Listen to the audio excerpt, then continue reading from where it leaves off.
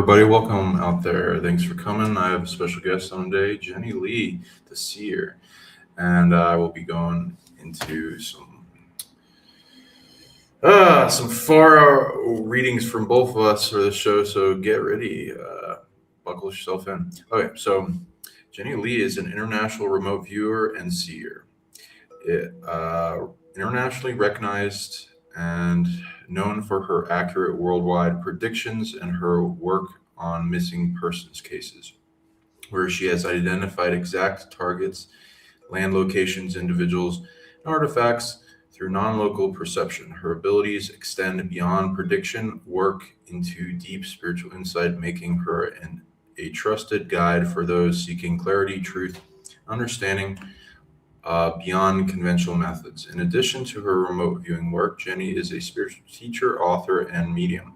She was not trained through any traditional or three-dimensional programs. Instead, her knowledge and abilities were taught directly through spirit connection she has carried as a seated individual upon this earth for years. She has openly shared this information to help others expand their awareness and reconnect with their own inner knowing. Jenny's work focuses on helping people see reality from a different perspective, one that removes fear, limitation, and confusion so they can open their own spiritual door and step into alignment. Through reading, healings, classes, and direct communication, she works with medical, financial, personal, and spiritual focus areas, offering insight that is practical, compassionate, and deep transformative. Known for her direct yet grounded approach, Jenny invites any questions and responds through spiritual understanding, helping individuals and groups move. Thank you for coming on, Jenny. You're welcome. Okay, so how did you get into this world, this awakening, this line of work, and how did this all start for you, and how did it advance, especially into advanced remote viewing capabilities? So, because I was literally born with a memory of where I was before, and so I never lost that memory of that. So, from the get-go, it was always another path, following a direction, even as a young child, seeing things differently. So I don't, when people say, what it means to be alone, I don't really know what that means, as in being alone, what that feeling is like, because I've never felt that way. So there's always been a presence with me, guiding me with a subtle voice and direction. So it just has never changed, ever. So I just got in young. When I was very young, I got into these scenarios at a very young age. And then I just kept following the path consistently over and over and over and over.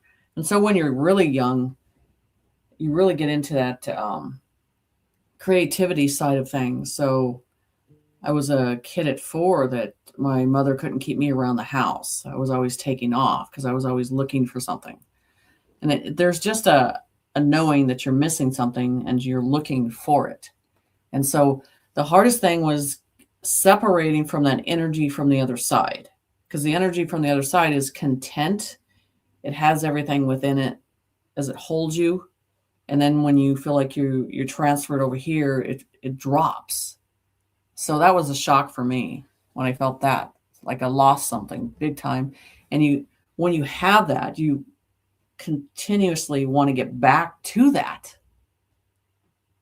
And that's what leads you back in that direction. So that's how it started. And then I started seeing through people at a very young age.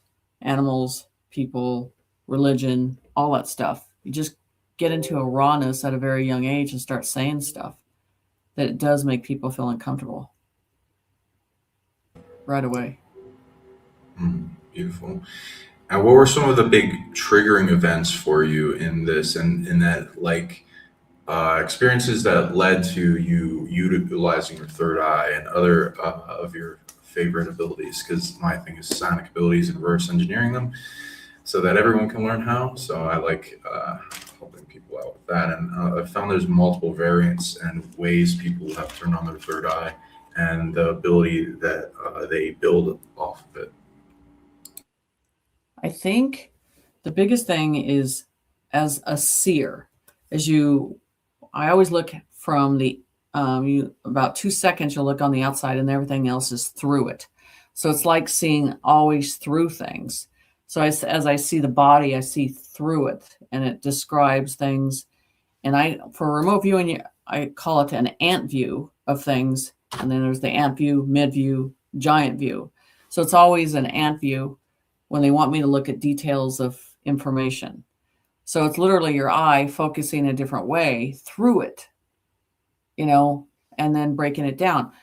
And I think with remote viewing, once I realized I was doing a lot of that, I was like, I wanted to get closer in the remote viewing, not at a distance. I wanted to be very close to see in grave detail of what it was, So the distance of seeing a water tower wasn't enough for me. I wanted to get closer in the view. So I started knowing that there was perceptions of different levels that you can look at and get detail.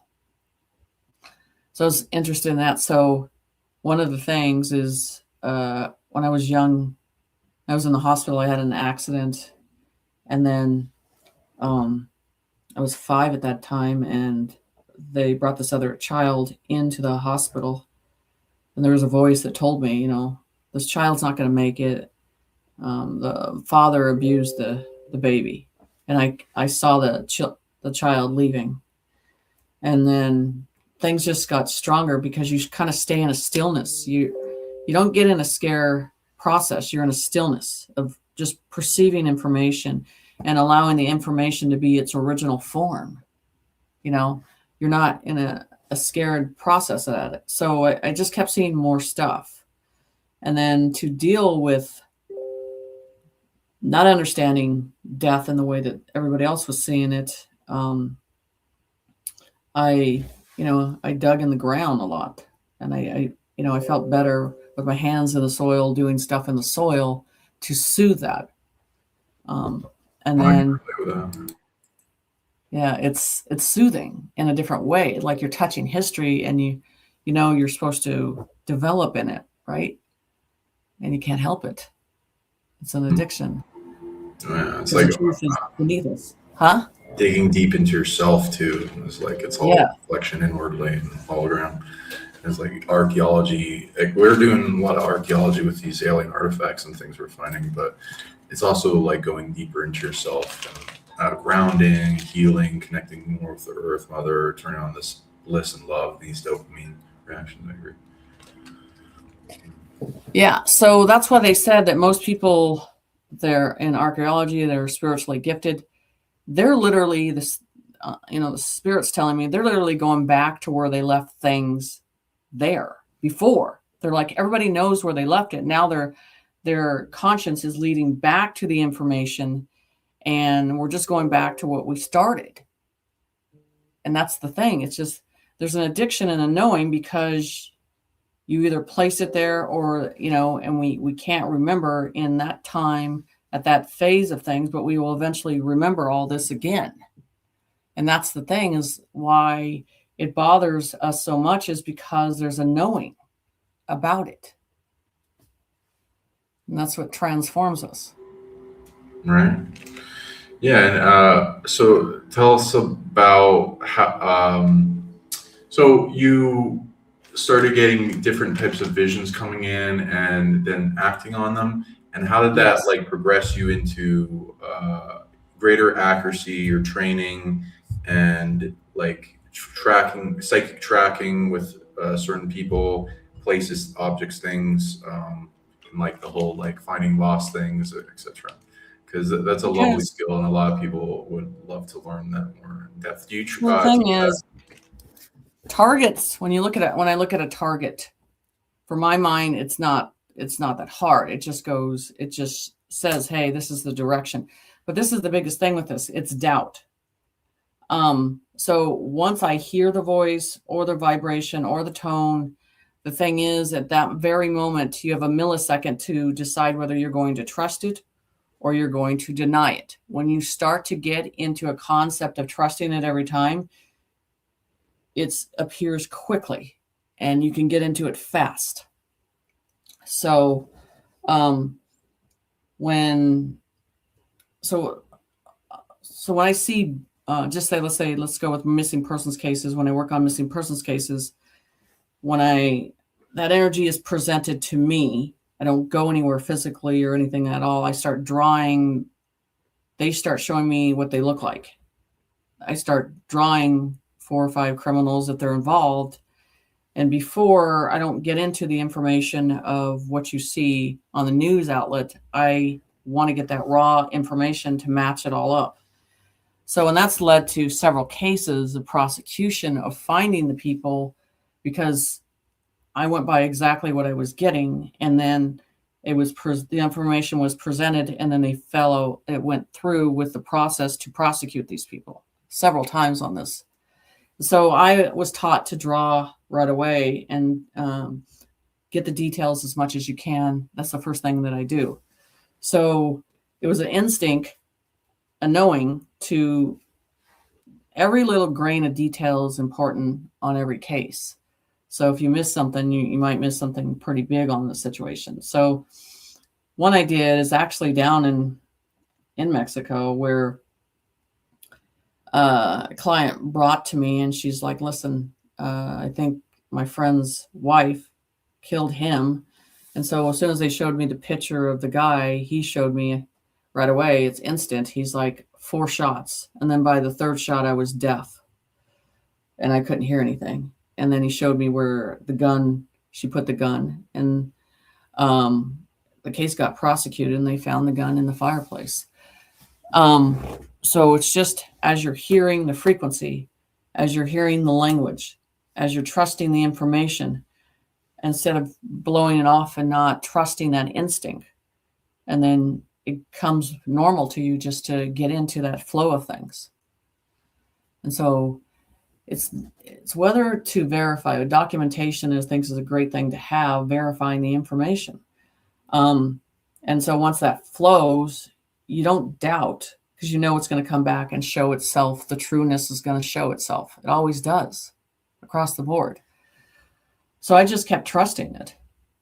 And so I've done many cases like that, that I just get the images, download the information, and present it and I'm not in a fear process to put it out publicly.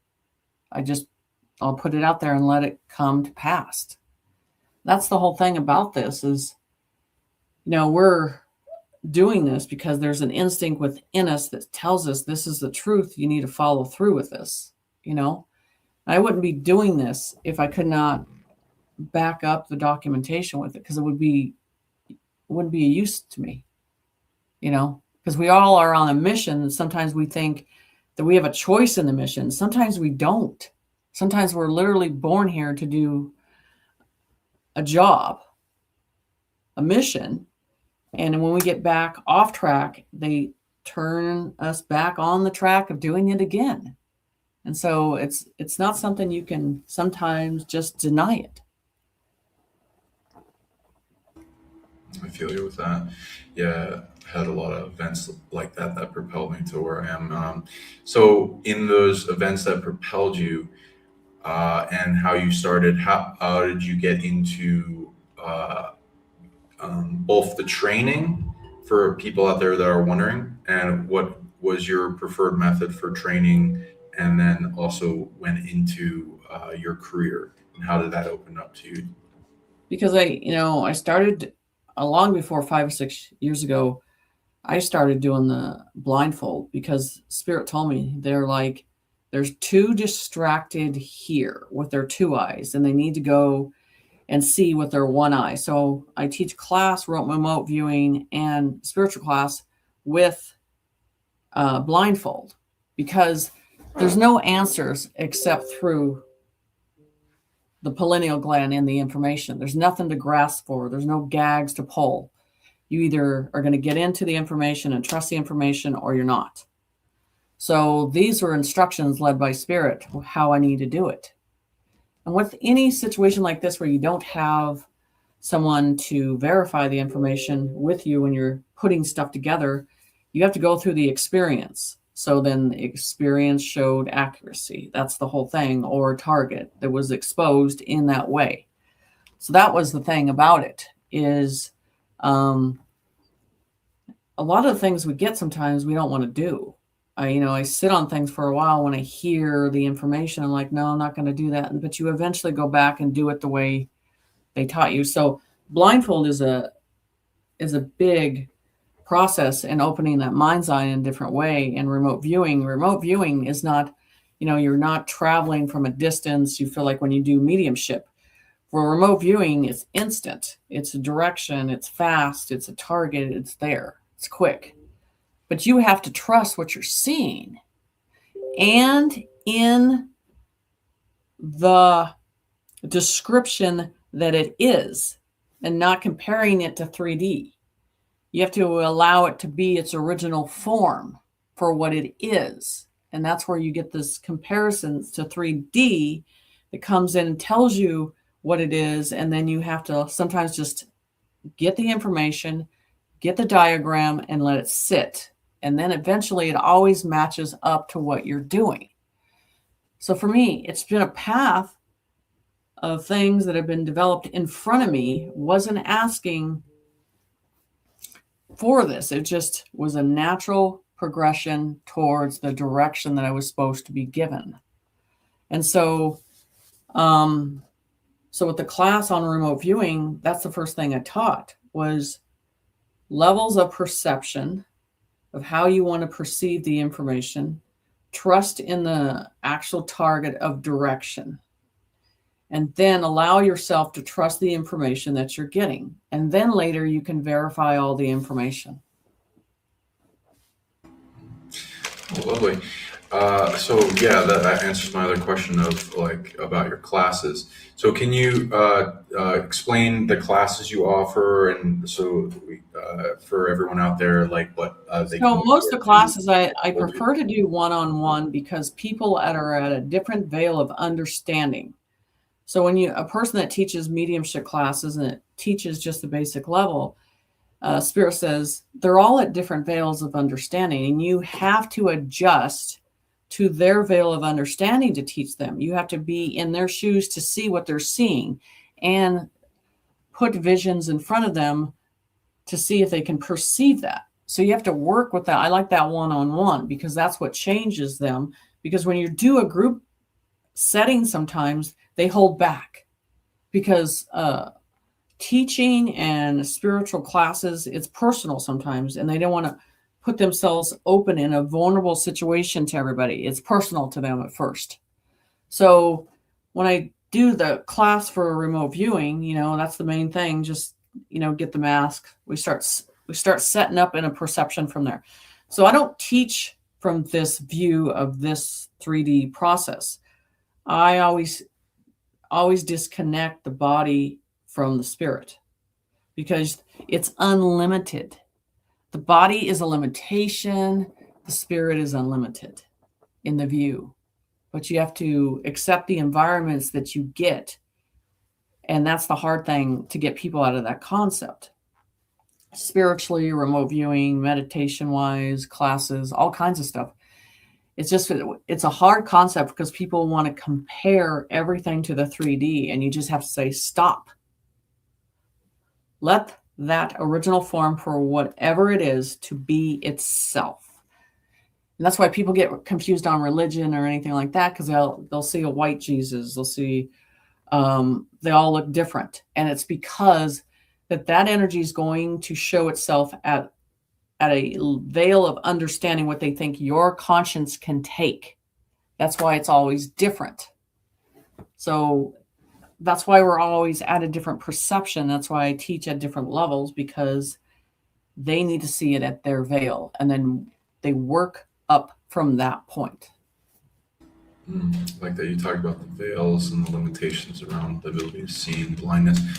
Like that you went into the doubt, because there's so much doubt just thrust upon everyone and all their abilities, and find people have to learn how to either transmute, redistribute, or get rid of it in various ways because it's not ours. Okay, so how would you describe your type of remote viewing? You said you learned it yourself through spirit. did you make a name for the version or ways to describe it as opposed to like control remote viewing and other forms you get into I just amplification? more of I see an organic, because you can, okay, and you know this is you can put a government program remote viewer in front of you, and then you take another person that has a natural gift with that, and those are the most sharpest in the group because they have this already kind of installed in them when they were born, you know. And then you have the ones that are doing it because you can be taught remote viewing, but they go by the numbers and the targets that way. So to me, how I saw it and how they understand it to me, they're like the first target has an energy with it. Then you go directly into the perception right away. And this is the biggest thing. They say English language is not the spiritual language either. So when you're a remote viewer and you're looking at stuff and you're perceiving it in an English format, it's going to confuse you. So most of the stuff I see, I never see anything in English on that process. That's outer world stuff on that. You have to accept it. It's a different language. So that's why I'm saying that you have to be open to this process. So it's more organic for me. And this is the thing too. Some of this is ADHD on this. We like to get into a target and get out. We don't like to sit and stall and wait and for different levels of perception in groups, because that's hard for me. I just want to get in, get the item, and pull out right away. So it's more of an organic process because it was presented to me in a natural way of giving the information in such a calm manner. And so it's just the mindset of the direction, how it wants to look at something. Okay. Is it like in the ways you define it differently than others, in that like you don't try to control it as much? Is it also include being empathic into the target but not letting it overwhelm you? Or nothing ever with remote viewing is emotional. You're not supposed to attach anything emotional with it, or it will stain the information that you're getting. If you put your left brain into it and you put your emotion into it, that remote viewing is going to get changed a little bit. So you have to really step outside the box and not be connected on the basis of emotion in remote viewing at all, because it tarnishes the information. And that's where you come in, where you have people say for a target for a person that's missing, and they come in and they're connecting with, the emotional side, how they felt and all that stuff. I don't connect with that because that's going to push it another direction. And we're trying to get to the target, the environment where they are, and stay focused on that area. It depends on the area that you're trying to stay focused on.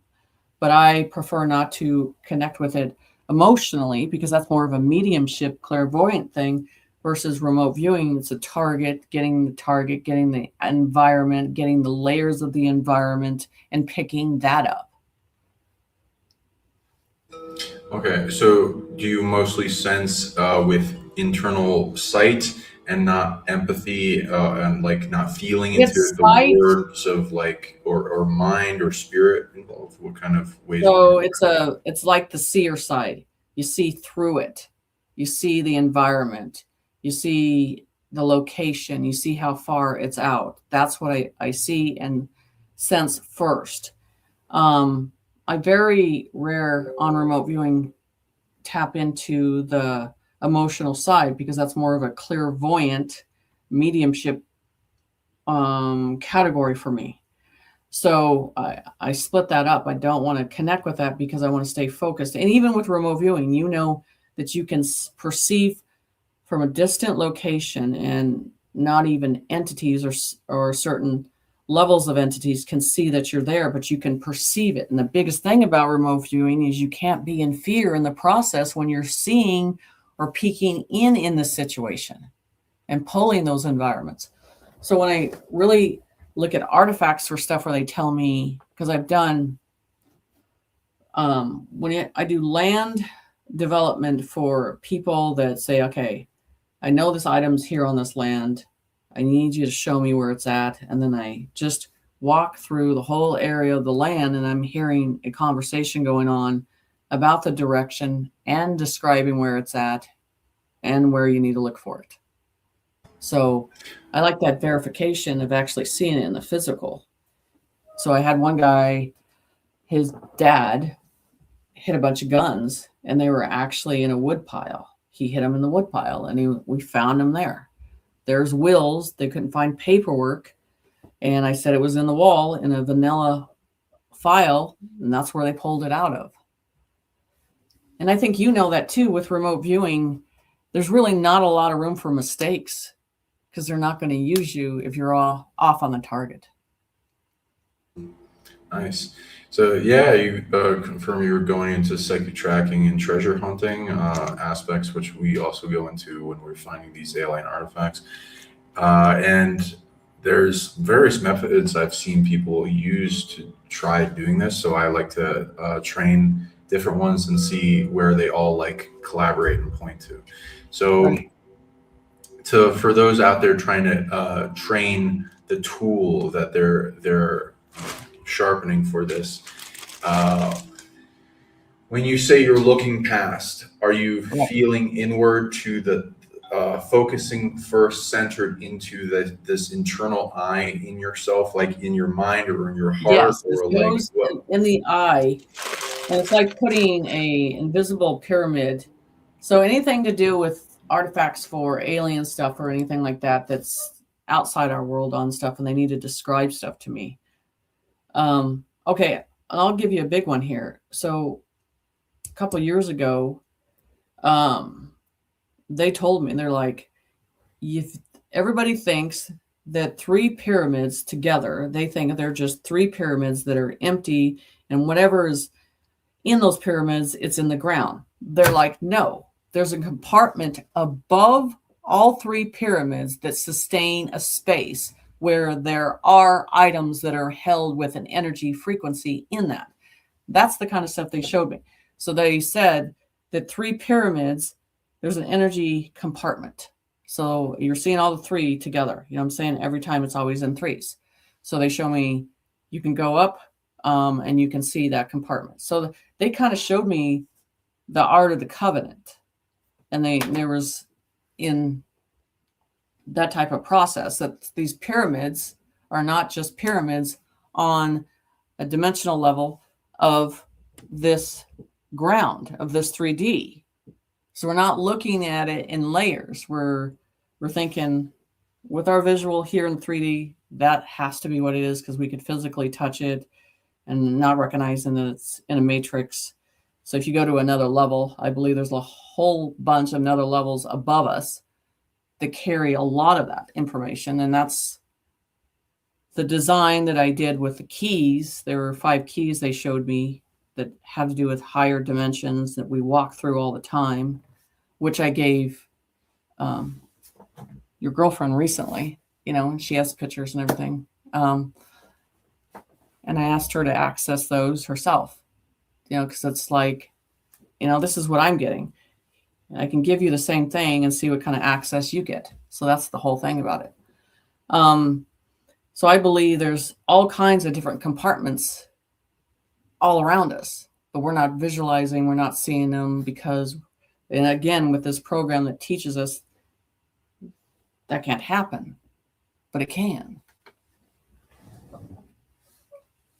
I believe in that. When I was talking to certain of the ETs and these alien artifacts, so I'm going to take this green screen off, but they're telling me the abilities they have, and they're things I didn't know existed, such as like out of phase storage of like physical objects into like a other dimensional frequency, and changing phase, changing spatial interaction, and then there's like ways to bilocate by like kind of transferring and connecting two spaces together. And also with the digging, we found a rare type of ability we do like big ceremonies every time we go digging.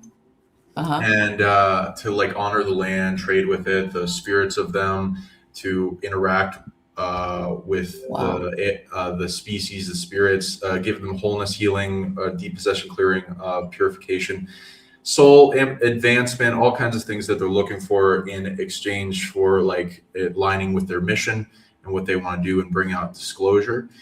And it works really well. And they go ahead. Can I ask you about that?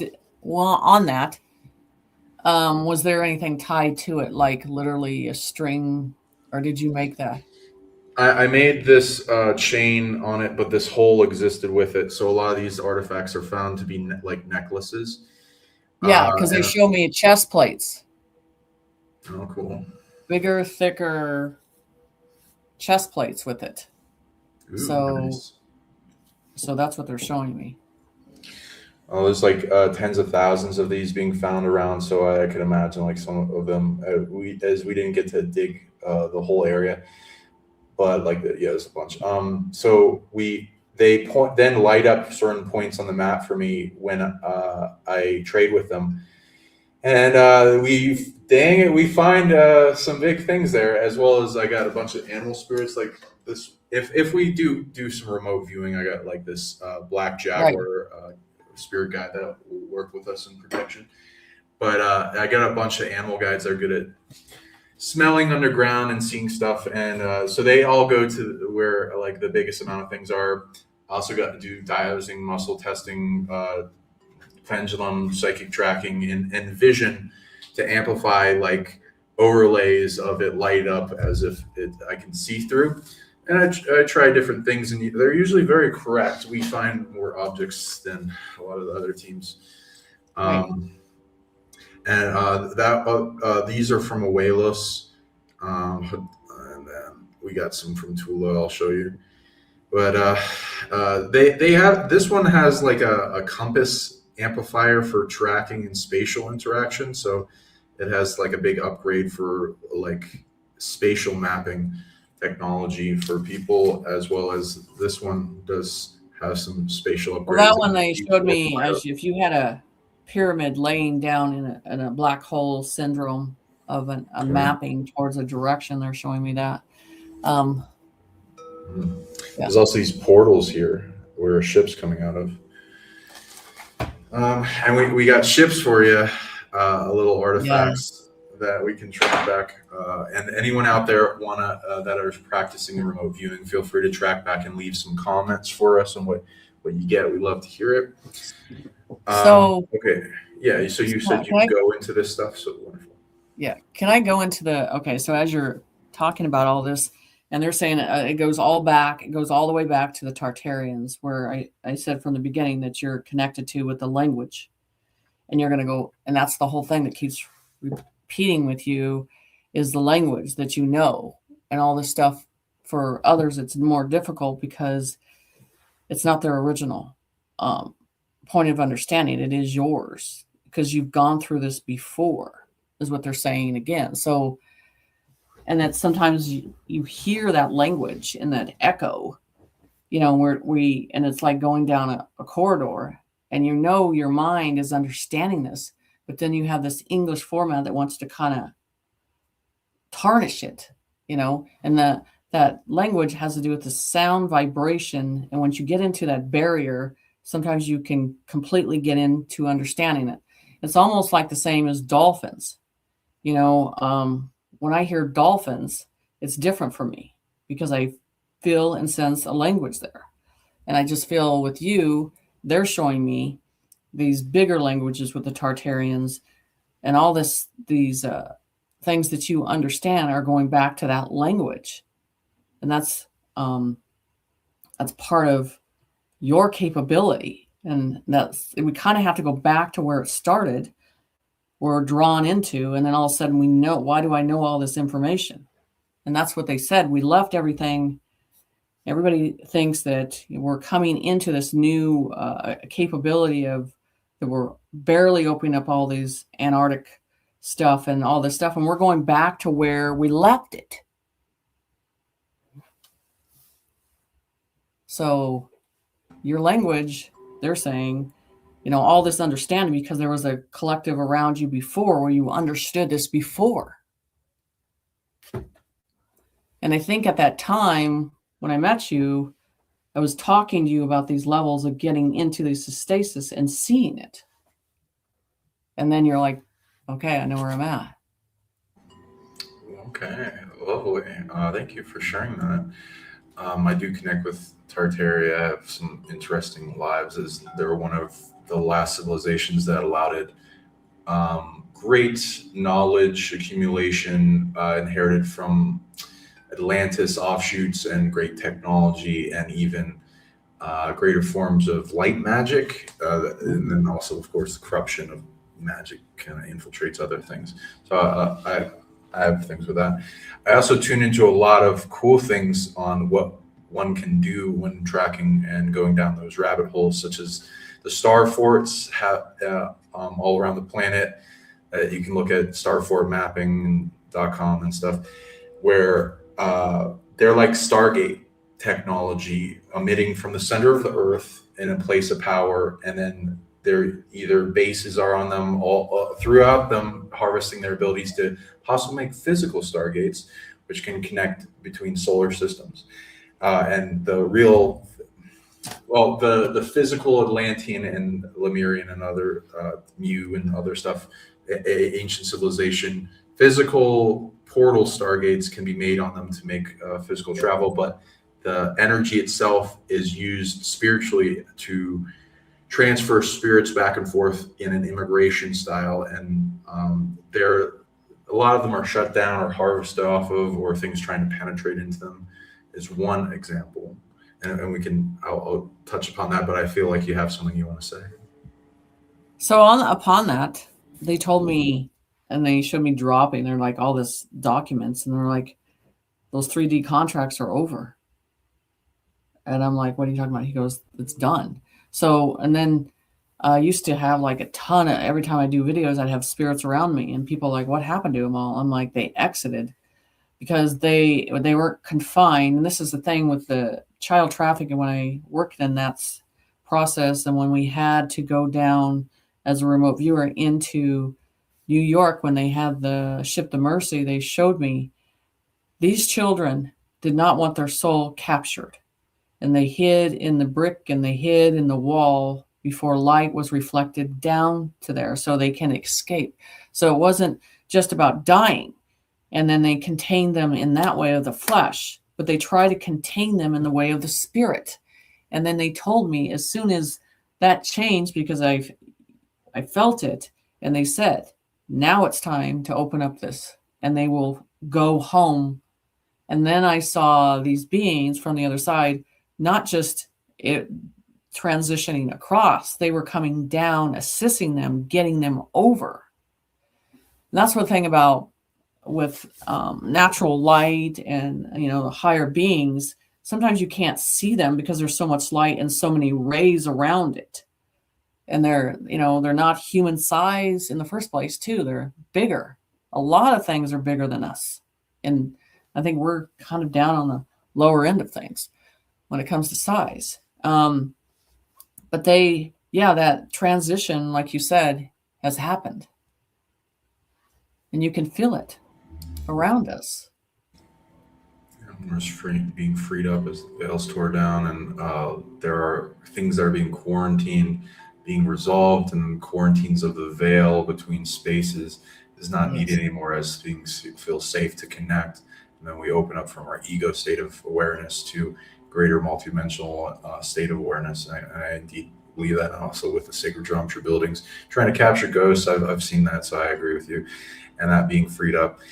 There's advanced tech. I'd love to hear more on what you think on Tartaria and your views.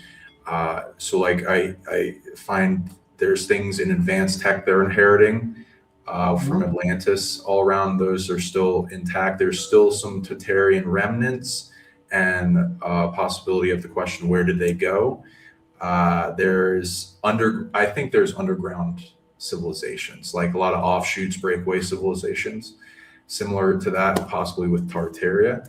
And AI, I found when I went to Germany and we went to this star fort there, I was tracking back certain things, and I found that there's this ancient artificial intelligence, system that have to, apparently they had something with that, and also there's these generators of advanced increase of intelligence for humanity that have been a bit targeted but have some activations. And if you were like wondering, how do Germany have all these geniuses coming out of that, that's what I tracked back with that.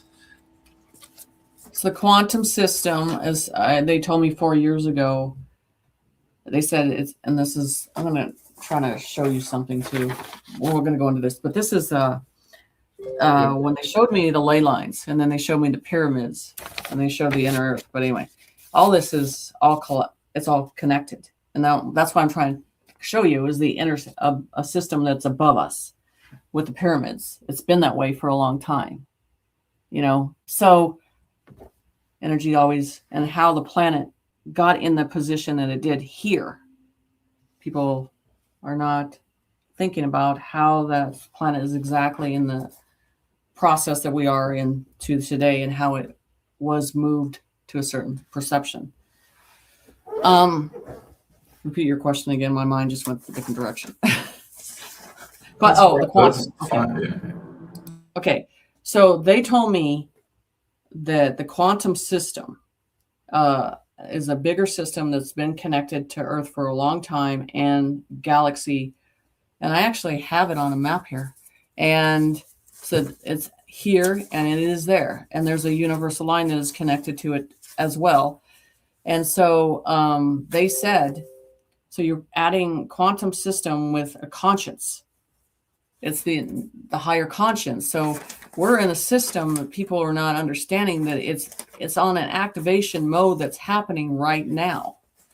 And with it happening, how do I explain this? When they show you DNA and they show you that bracket, they showed me gold. And they kept showing me gold particles all over the world in different fragments. And that's going to change, and those particles have to be a part of that whole system. So when I see DNA, they're like, don't worry about DNA. DNA doesn't mean nothing. That's a flesh concept. This is the plasma, and the gold particles are what means everything. So let me show you this. So here's your universal line. This is a collective line that goes through the universe. And so this is I did this probably 4 or 5 years ago. And this is the pyramids on Earth.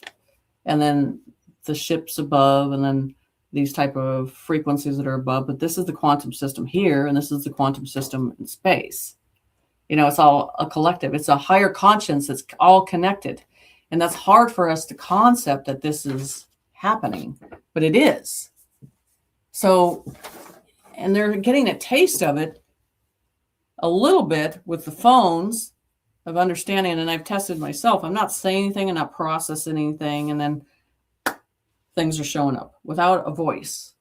And it's all a different net that's higher conscience that's connected. We're all a collective. So that system that you're talking about and is always been implanted into the center of Earth. And so it has to be here for all that to be created. So everything's going back into an activation mode. And they also showed me that this planet, it's like a Rubik's Cube.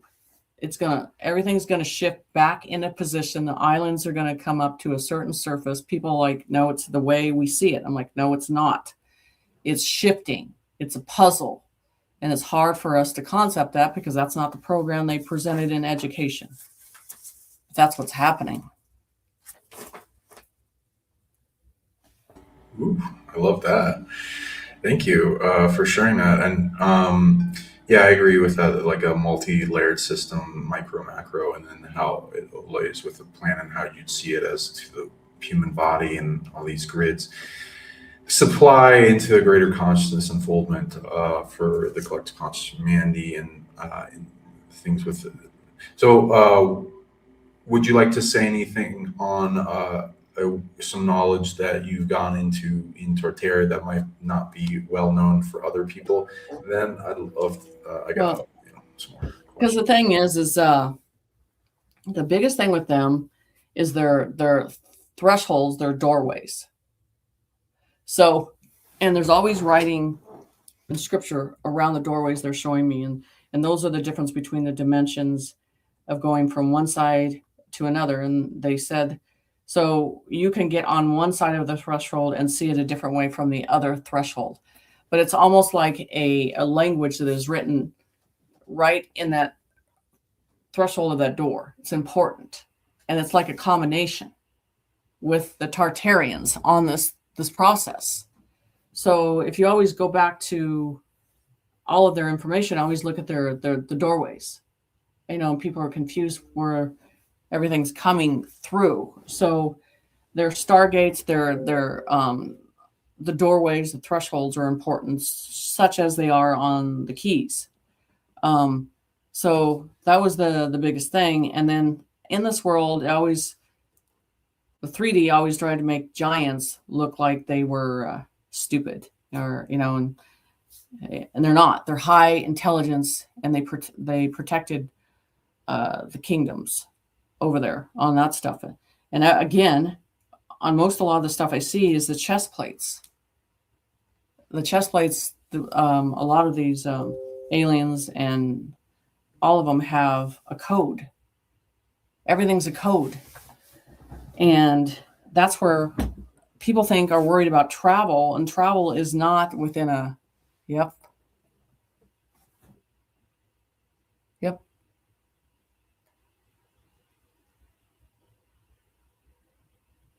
Yeah. So those codes in that, go ahead. Sorry, I wasn't able to see it in the daylight, but it glows in UV light. And I agree with the giants being higher intelligence. Some are like feral, that like go into cannibalism, but the older versions, and then they go to higher and higher ones like titans. I've also seen this concept that's disclosed as celestials in Marvel comics, but like this older form of higher like state of being that is big, like you were saying before. And so they say on those thresholds, then when those thresholds open, there's an energy that comes out. So it changes it depends on what side you're on those environments of those thresholds of those doors. And it's a hard concept to understand. And that's the thing with travel, the way that we think. Planes are just a completely 3D process, but we're going into advanced technology. I mean, the TVs, the technology, we're walking in that whole system. We're literally walking through things. The people don't understand the concept of things. I mean, they showed me the future for how we're going to live in these home pods has everything in it that we need through pushing buttons and through plasma and organizing this. And then those home pods can move anywhere in the world. The travel that we see now is going to be gone compared to the technology. And it's going from one threshold into one space to another. But we have to, and that's the whole thing. The diagram is getting the codes down in the foreign language that they are, because they're not in the English format.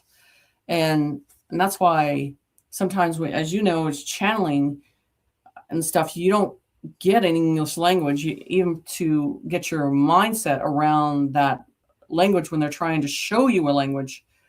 To twist your tongue to say the language is hard too, because you're got that 3D and you're trying to push it away. Just in the language of English writing, it takes forever to get from one point to another. With one signal, a whole sentence is formed, whole information is accepted at that point. So they're basically, it's like our Earth is a puzzle, a Rubik's Cube. It's the same thing on these gateways. We just got to put that all together and pay attention to, and they say it's easier than humans are making it. Yeah.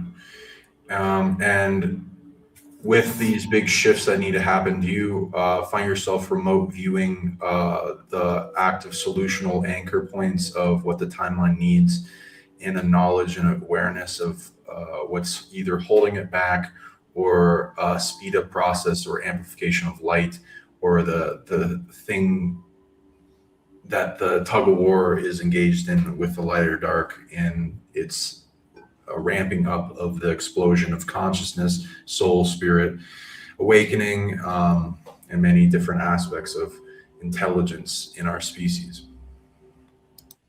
We have to stop giving power to beings that are not in control of this.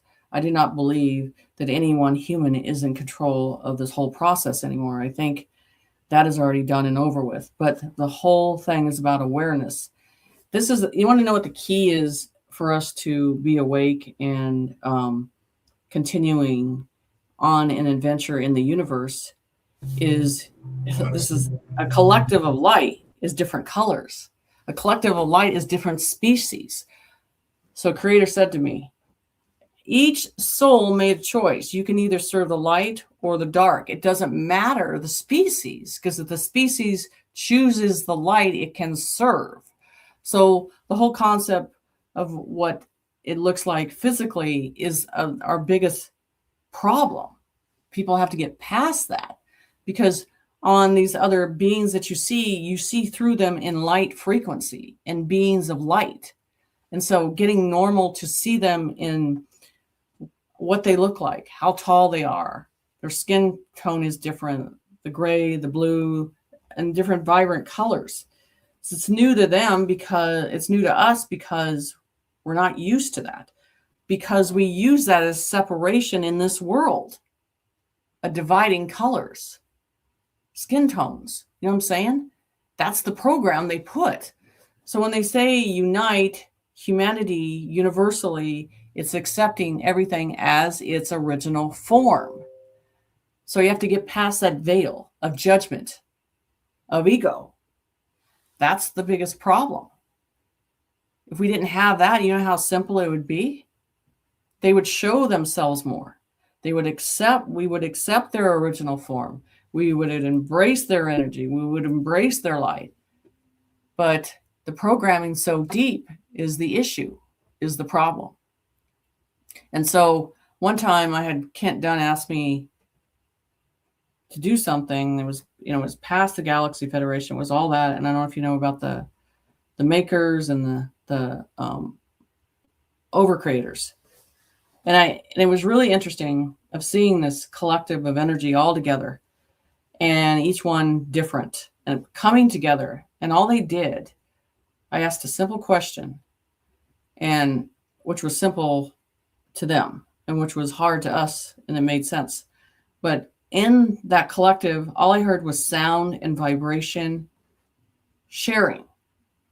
Sound and vibration and collective. But what that does is expresses the heart in the heart's true vessel of light, giving it up. There's no intentions when you're purely giving the heart up.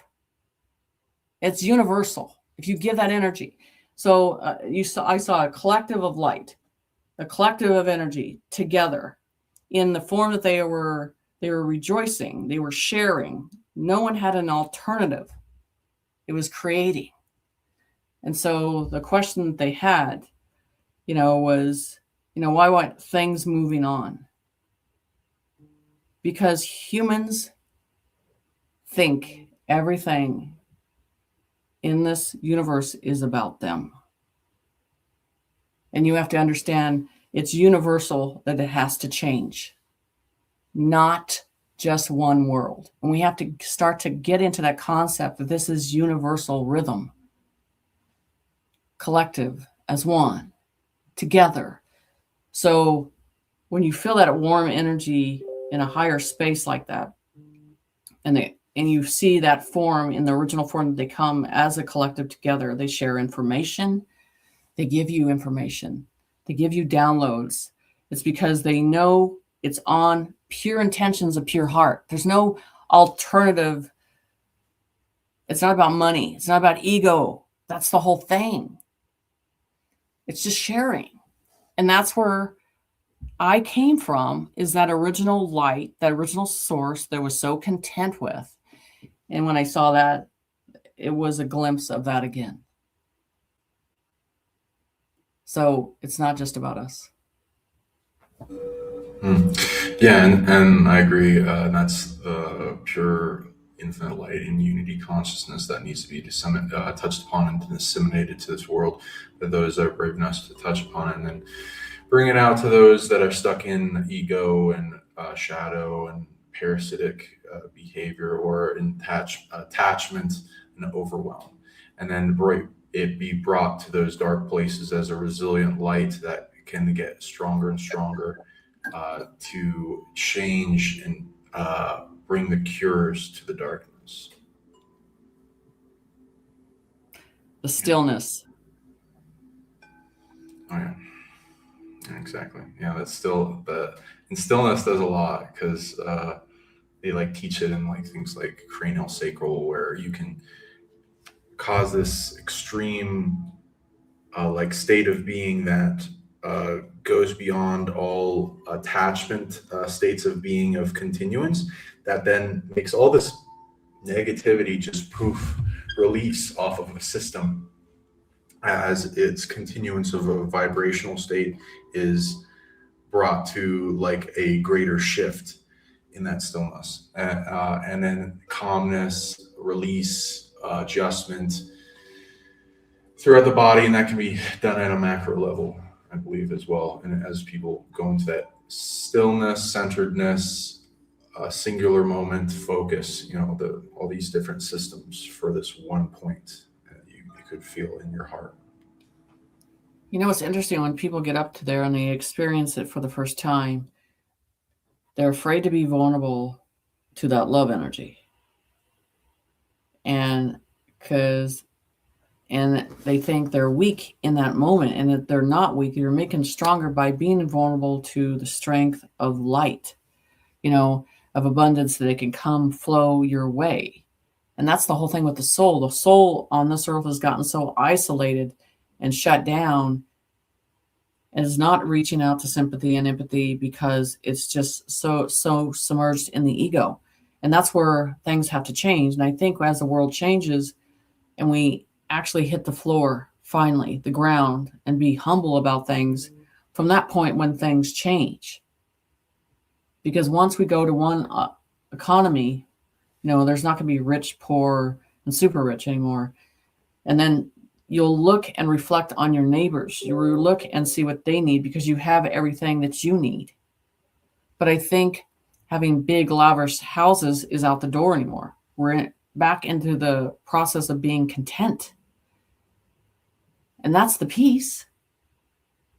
Being side by side with nature again. Working with nature.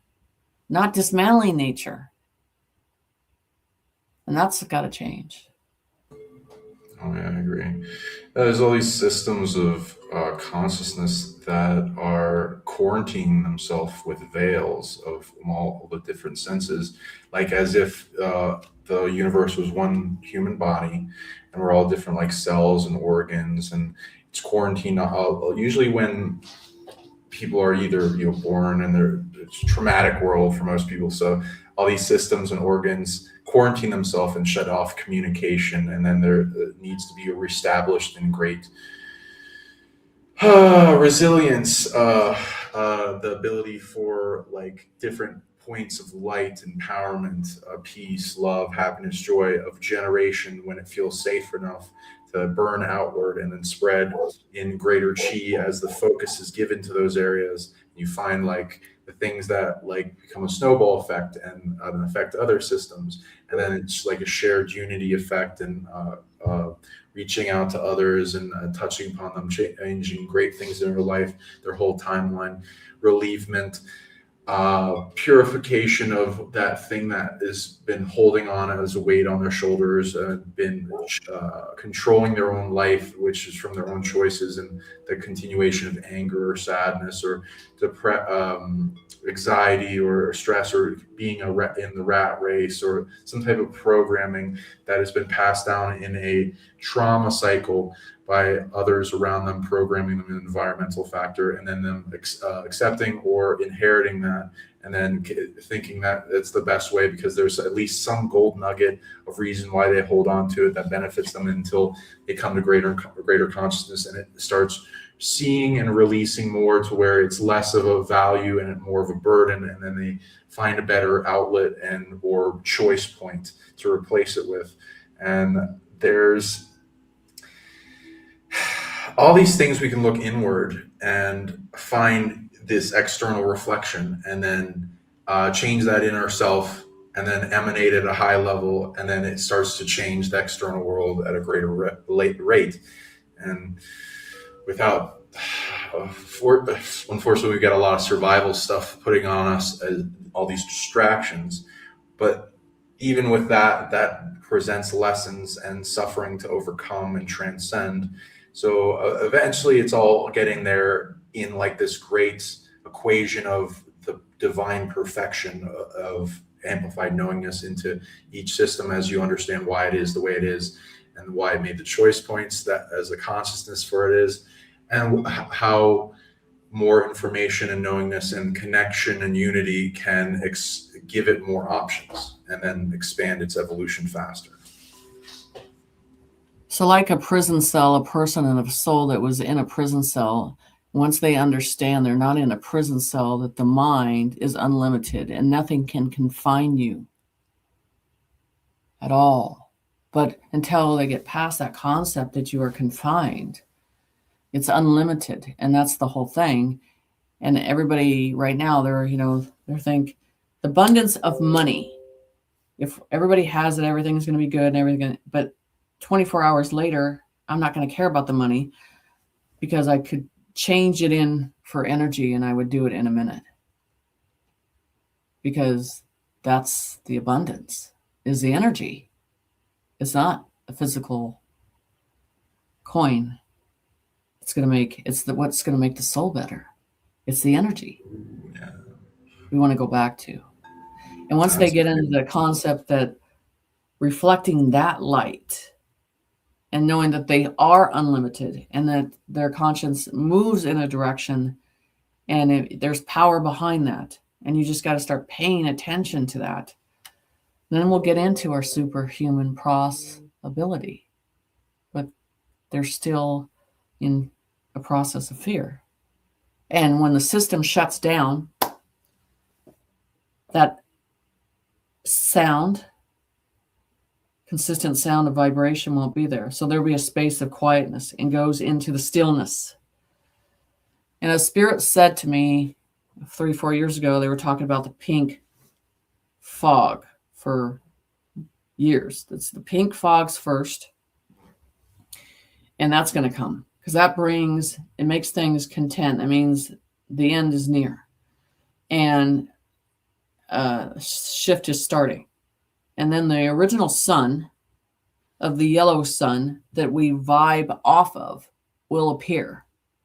And then the sound that you will hear within your ear of the vibration will start to sound again like it did in the past. So we'll be at that point, we'll be in tuned to that vibration. But we have to be open to it, listening. I like that. It's well said. Yeah, and you gave a lot of good nuggets for people to go out there and amplifying their own abundance, because it is important to go into yourself. That like the cage, this is a reality of hologram of light splitting infinitely, interpreted by the brain in the different senses coming inward, and we barely see 0.0005. A lot of zeros, 5% of all that exists. So it's like the prison of senses, and we go into expanding past that in the veils, and what we can touch upon, what we can affect. What is this? What are other consciousness? They could all just be beams of light being translated and interpreted by the brain in all different spectrums of what is ultimately the self. And it's all expanded with time and space, opening up arenas of experience so that we can learn lessons. And those lessons build our reality towards a greater tomorrow, a greater self. And it's true with what and the way out of all these prisons, matrices, limitations, jails, whatever is going, there's always a way out. A jail keeper would be ridiculously dumb to make a way out without, in case he got trapped in his own prison, without a way out, a jail without a way out. so the way out is within, and finding that you're connected with all things, and then all information and all the secrets to overcome problems. And then the door, usually behind the last place you want to look, are uncomfortabilities or fear. And then embracing, overcoming, and then releasing that negativity, and then going past it of what was truly holding yourself back, which is our own jailkeeper is ourself. And then going into the abundance layers. Yes, people need to have greater abhorrence of the abundance internally. I agree. I think it's that people can look as like a layered onion of a strategic thing they can go inward and amplify is their soul, spirit, a consciousness, power, amplification to where you have more energy to do more work. You have like things going into intelligence, so you come up with more ideas, and then it like builds upon your life. Same thing with abundance of feeling good and happiness, being able to create it in your own self and not have to seek it elsewhere. And then with abundance of contentment of what truly matters, what lasts past this life, past materialism, relationships, friendships, loves, loving yourself, and going into expanded experience, awareness, senses, and to explore more of what there is, so that you can start building what truly resonates in the reflection of your happiness, joy, excitement, love, of who you are, that reflects things of the past the amnesia barriers, absolutely. And you build this abundance to a tremendousness where it is high in density and fuels the next layer resiliently, so it can't be pushed back down by anything that would be challenging the person in lessons. And then they can thrive and grow past the lessons of survival that need to be overcome, and then into thrival, so they're not distracted, and they can go to the higher consciousnesses and of unfoldment. That cup filleth over, and the fountain benefits their life without giving themselves away, and then to the rest of the environment and the people, and then making the planet that they decided to incarnate on better. I agree. Correct. So when a person's diving in to their view of wanting to see themselves, and this is the thing they showed me, the mind's eye is always in motion, and the spirit is always in motion. It might be a slow motion, but it's always in motion. And so, and the matrix is moving around us. And this is the thing, when you can look at your reflection from two sides, but in between that is that program. And when you're able to recognize that, then you're able to break that down. So when you're looking at one target in front of you, and then if you take that into a 360 process, you're going to be able to see what's containing you, instead of what you think that is the only agenda in front of you, and that is the only concept I can accept. Once you are pushing yourself behind a plate of glass and seeing it from a different view, it moves, it rotates, it breaks down, and you're able to identify. At that point, Spirit said at the end of this, everything breaks down and we shut down and we go into complete darkness. When the lights come back on, what do you have to worry about? Nothing. We start again. Nice. Beautifully put. Yeah. That's a good conscious shifter. Okay, so in what you've expressed is more than remote viewing. So it goes into, I kind of like look at it as all senses are one, ultimately generating from the heart into the greater intelligences of the brains, and processed multiple senses beyond.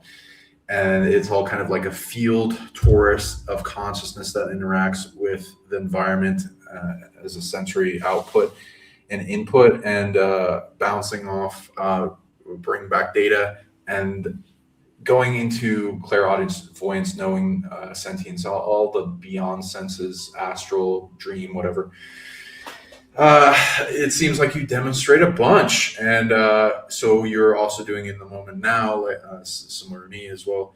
And it seems like you're able to get data and synchronicities and knowledge, clairaudience, and voyance in the moment, even while your eyes are open, which most people don't have that ability as well. I do, but so you're combining that as well as what kind of different forms of sight ability would you put into frame for people to look to that they can aspire to, as well as uh, when you're getting into deeper remote viewing, do you need a warm up, kind of turning up the third eye more, especially if the environment or you're overloaded in the day, or are you? So you want to practice with targets.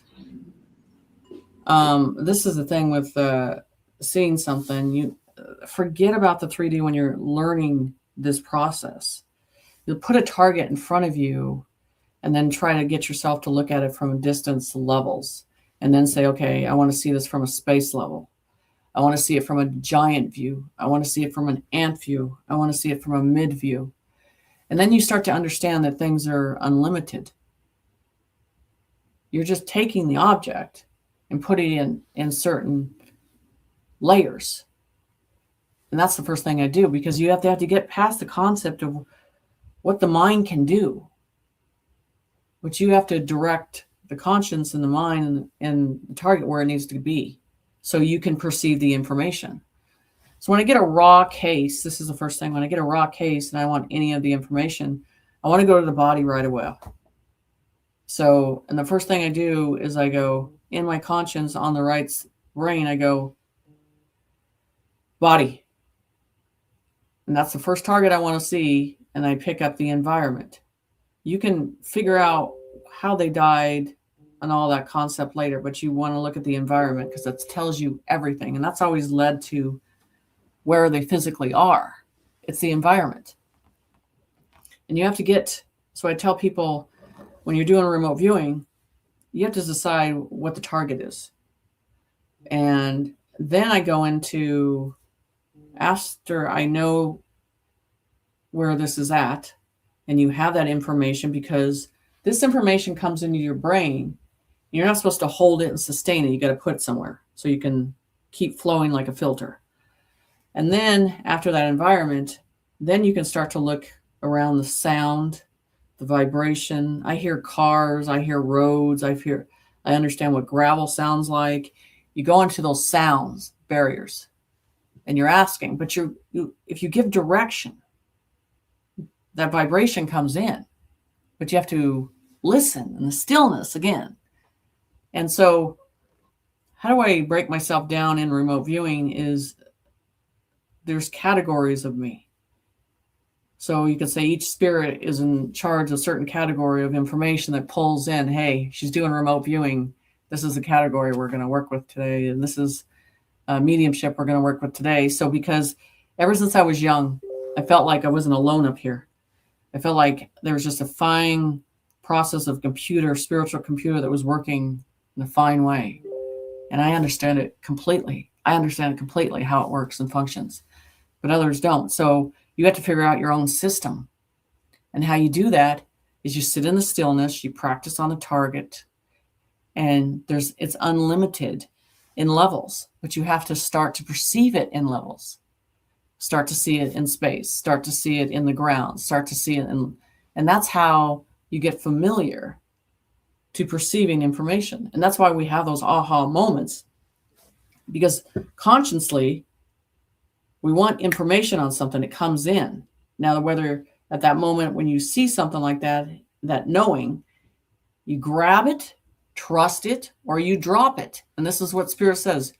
You either pick something up, take in the information, and do something with it. If you let it sit, it's going to haunt you and sit on you for a long time. Sometimes with remote viewing, and you can be somewhere physically walking or going somewhere, and I did this on a case.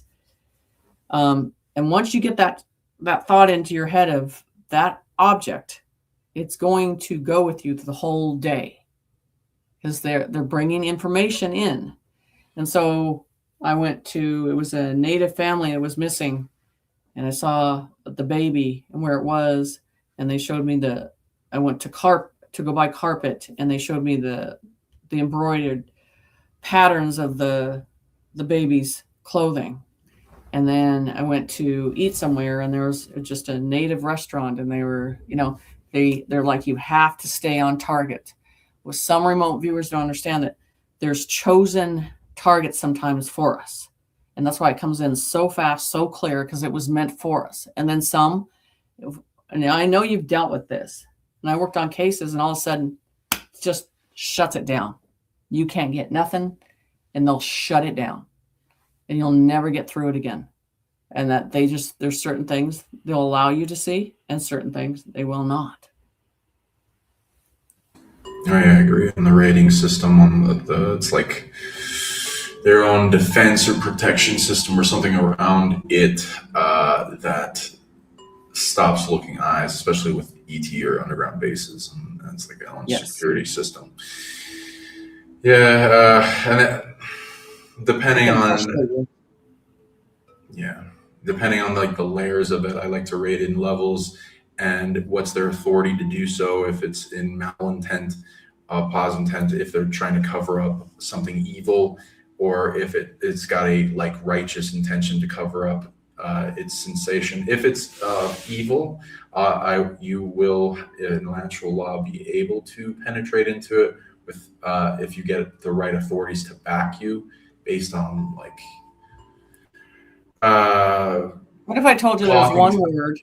There's one word that it doesn't matter if it's an entity, a parasite, a darkness, there's one word, it always loses its composure. Because that's the one thing it doesn't want you to do, is identify it.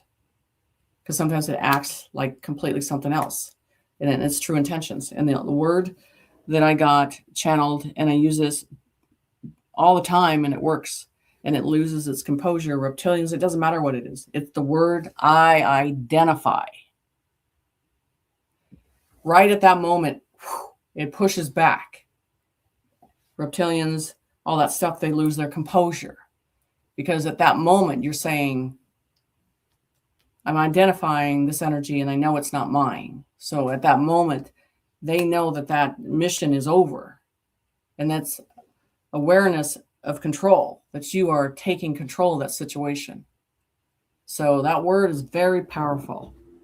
Makes sense. It's like the I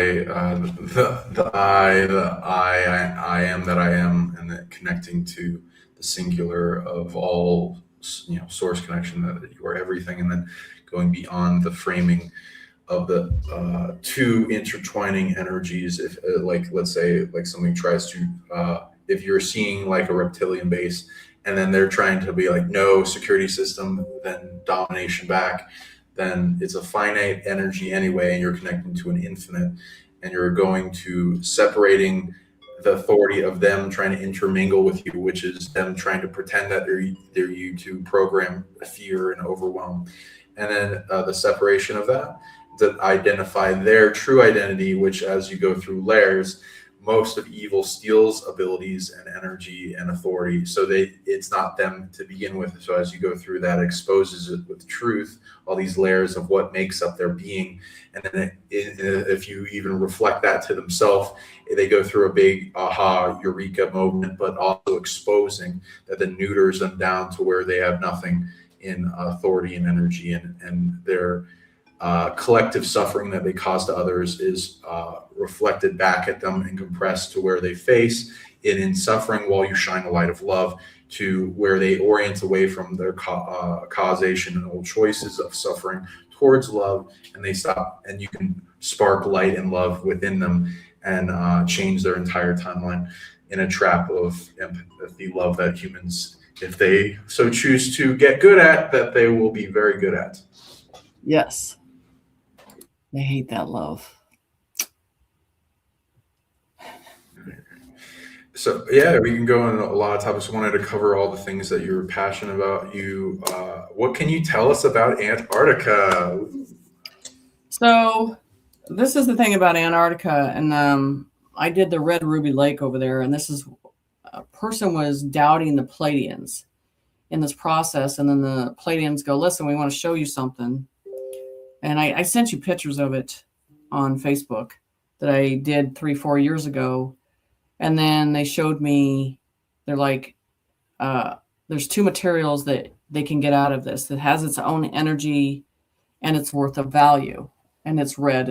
And then when I went and looked at it, they showed me all these sites over in Antarctica, and then of course the queen herself had her own area over there with this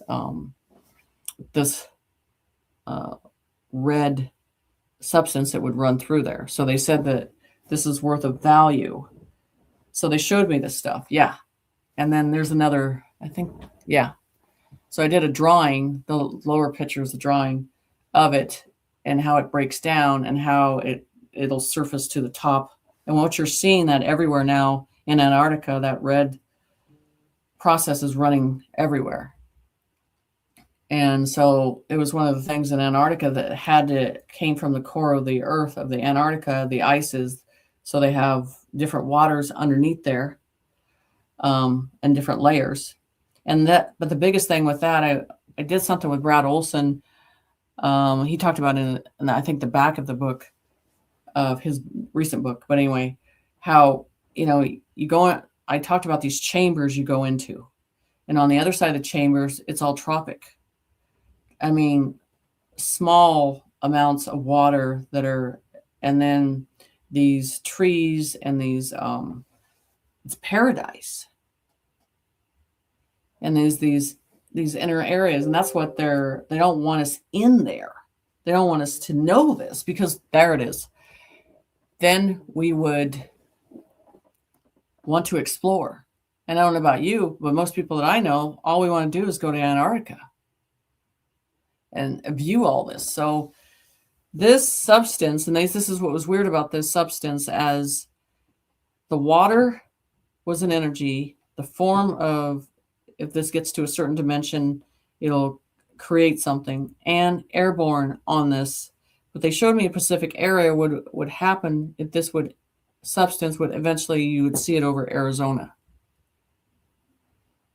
So anyway, what's under Antarctica are all these doorways again, and I don't have the other picture. I did a map of, they show volcanoes underneath the ground. Did you send me that image? I don't know if I sent you that one. Let me see what else you got there. I'll bring up whatever you want that you sent me. You can go through, and I can go through some of them, and I'll see if but that one, they have caught on Google Map the energy that's red, and they're trying to say it's Leviathan right now, but that's what I'm seeing. And I didn't want to put that out because I was just like, how is this ever going to make any sense? But it does. So you can move to another picture, and I can go into. Okay. So this has to do with, they were describing these blocks, the big black blocks they have in Iran and the Vatican and all this stuff. And that underneath, that it pulls all the energy, the loosh, and what it does, and that has to be dismantled because that's what creates the loosh of it. And so this is kind of gives it a description of what's going on with them and how it's pulling from humanity, and they're praying around these, and then what it does is give a bigger source the energy. And what I've heard on a bigger level, that this is severed, that it's not functioning the way it used to before. And so, there's more pictures of them. If you want to go. Find a lot of systems, places, power, objects, people are like an organ for the universal consciousness body, and a lot of the evil is in dysfunction and lack, yes, and stealing and corruption and overwhelm, and they're not performing the original function. And a lot of people need to get the function that is some of their greatest things, the why they came here to be, back up and running. And same thing with places of power. If they can do that, then the thing they're getting targeted for most is usually the opposite of what is the thing that they're good in their organ aspect, and it's being targeted by the opposite energy. And so if it gets empowered to overcome that, like the liver with toxins, and being able to resolve those toxins, then it makes the whole function of the world and the universe better. So that makes sense. I'll get to the next for sure. It does. And this is the thing. I mean, we're giving up our energy and we think we're getting something from it, and then we're not. We're giving it away. And that's the whole thing with these systems that they're showing, this Islamic process in this one, where it's creating a collective in those boxes and it's feeding something. And I think that's alien based process too. So, and what I sensed and believe that this is getting severed now, because this is a food source of the negative. And then Like the Kabbas that yes. people dance around, the cubes. Yep. Gotcha. So everything in our history is below the ground, and everything that's hidden, just like the Holy Land. I believe that, they showed me many doorways that are underneath the Holy Land, and, many artifacts, many gateways. All this stuff has been kept in a collective, and all those religions and in that area were just a distraction. And so it's all over. It's all collecting this like an energy source from us, the Loosh, and what it's trying to create and what it's feeding off of. And that's the whole thing. Soul is the most valuable thing, and they want to tap into that and pull that source off. And this is another area that has to be completely dismantled or self-combust in a big process.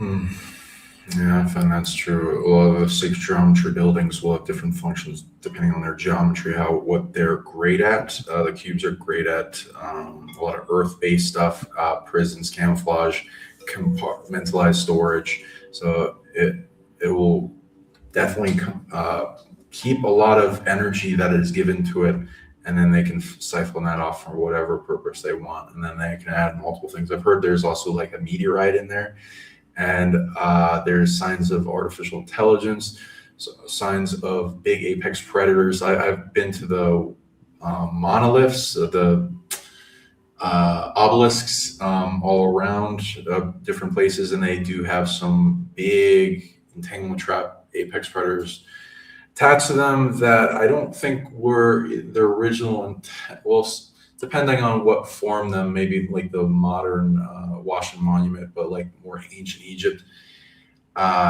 may have been corrupted. It's like a lot the hijacking of the pyramid grid. There's like big anchors of these invading apex predators that then steal from divinity level beings, and then take their parts and pieces and then make this big energy harvesting system. Yes. And what I've sensed and what I know, that this is being severed. So you're going to see a disarray, a component that is not there no more, because it's felt by energy, and when it's not flowing in the same way, it'll change. Cool. Let me know if you want me to go in. And that's part of it too. And that's what they're showing. Part of our court systems are showed the same way. It presents an energy around the court systems, and it's always about it sabotages us, so we can never get out of the system. And this is the same process that we're developed in, and they all worked for, in this process. So it's already in a dismantling phases.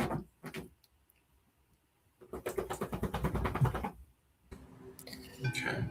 So what I got a long time ago, when you see the deck clock, when I saw the four angels, and they showed me, do you think the original form of the 4 angels is a human? And I'm like, and they said, no, it's not. So of course, about the Sumerian angels and the power they have, and understanding the meaning of everything, and that it can see and perceive information from far distance, and they're the most powerful ones along with us. So this was an example of, what we're really looking at, because the fact that we have to accept it as its original form instead of making everything human, flesh, bone, and it's not the same, because each one carries a different energy. And there's biblical terms on this that you have the next slide on. Is it this one? Yes. Okay. For the four corners of Earth, the north, east, south, and then it goes into this whole process. So, and that's the whole thing. We all look at things sensing outside the box and looking at it from a different view of what they're capable of doing. Superior angels are powerful and have seen from a space view a long time. And so if you're looking at the four corners on the deck clock, this is what I'm saying. It represents, again, that we're walking into these battlegrounds and protection, but holds environments. Okay. See what you're saying? Now, this is a 3AI ship that I did. And that's a 5D one, but I did this, 4 years ago. They told me about this ship that would come a long time ago and what it would mean. It was not anything of the negative whatsoever. And this is what change Earth and how it would evolve and how it would change our frequency. And that's what's happening right now, is they said that ship has a source that's been in Earth for a long time. And that's what it's connecting with. NASA's trying to confuse the process of this, but nothing about this is of the negative process. It is a corner does not meet a corner. Everything is a circle of motion within these ships. It has everything, and it has a dimension it can go through. It sustains its own self and is there to change things universally. And that's what it is. It's hard to describe because they're wanting to see this in a 3D format when it has nothing to do with the 3D format on that process. So it was always directed to be here. And they talk about a new star that would, here's the original. This is the original. So when I drew it, but it talks about how the planet's going to change in the energy in the pink. And then you have this collective of energy forming around above Earth and changing that climate like everything else, and it was always going to happen. But this was a positive process, especially for the ones that are awake. This gives us that extra energy, that extra source that we need to tap into along with that. This goes into 3i Atlas or a different craft? This is 3i Atlas. That is. So when you look at the ship, and that's the round one where you see the tree is showing you inside the ship. It's showing you inside. And what it's doing, it's waking our planet up to the core of itself and changing. And that's what they said. They said if you could see the planet from the outer view, you would see it a different way than what you're seeing now. But most NASA and all them, they feed fear process into this. If this would have been evil, you would have felt it a long time ago. You would have felt things happening and dissolving a long time ago on this process. So, because everything in the future is energy. Negative is not going to be able to survive in that type of light. Is what they say. It's going to dismantle. It's going to self-combust in certain levels. And that's why with anything, they hate light. They hide in darkness for a reason. For exactly this process right now. So that's why now they're putting another fear. They're worried about that this Earth's not going to have a gravity pull for like 7 minutes. And I believe that the ones that have sustained this energy that have already got into manifestation are going to be fine. They're going to be able to hold this. The only ones I could say is the 3D process, they wouldn't be able to hold something like that. Because you have to be open to energy. So it's always something that they're trying to put fear into society. So this is not a fear process whatsoever.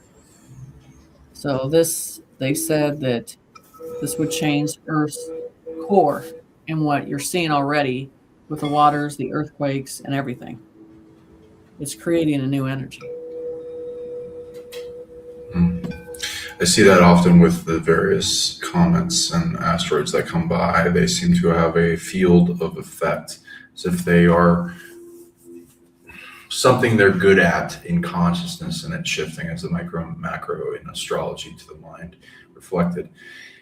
Some of those have been set up by various intelligence, have either physical bases, or it's a ship like this thing, or it's got some spiritual dimensionality, being inhabitants in it.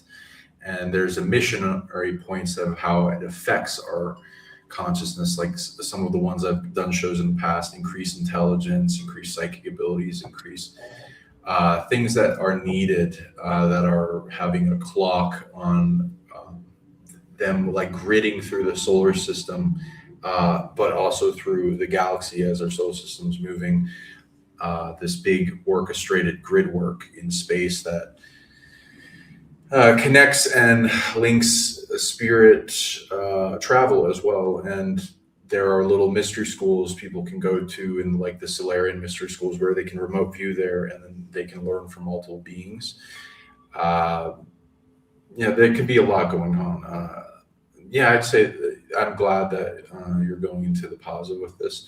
With Atlas myself, my perspective is it's very strange. It's a very strange thing that has had massive timeline shifts on it, of things trying to control the output of what this is, and it changing. And I'm currently seeing it change towards the better.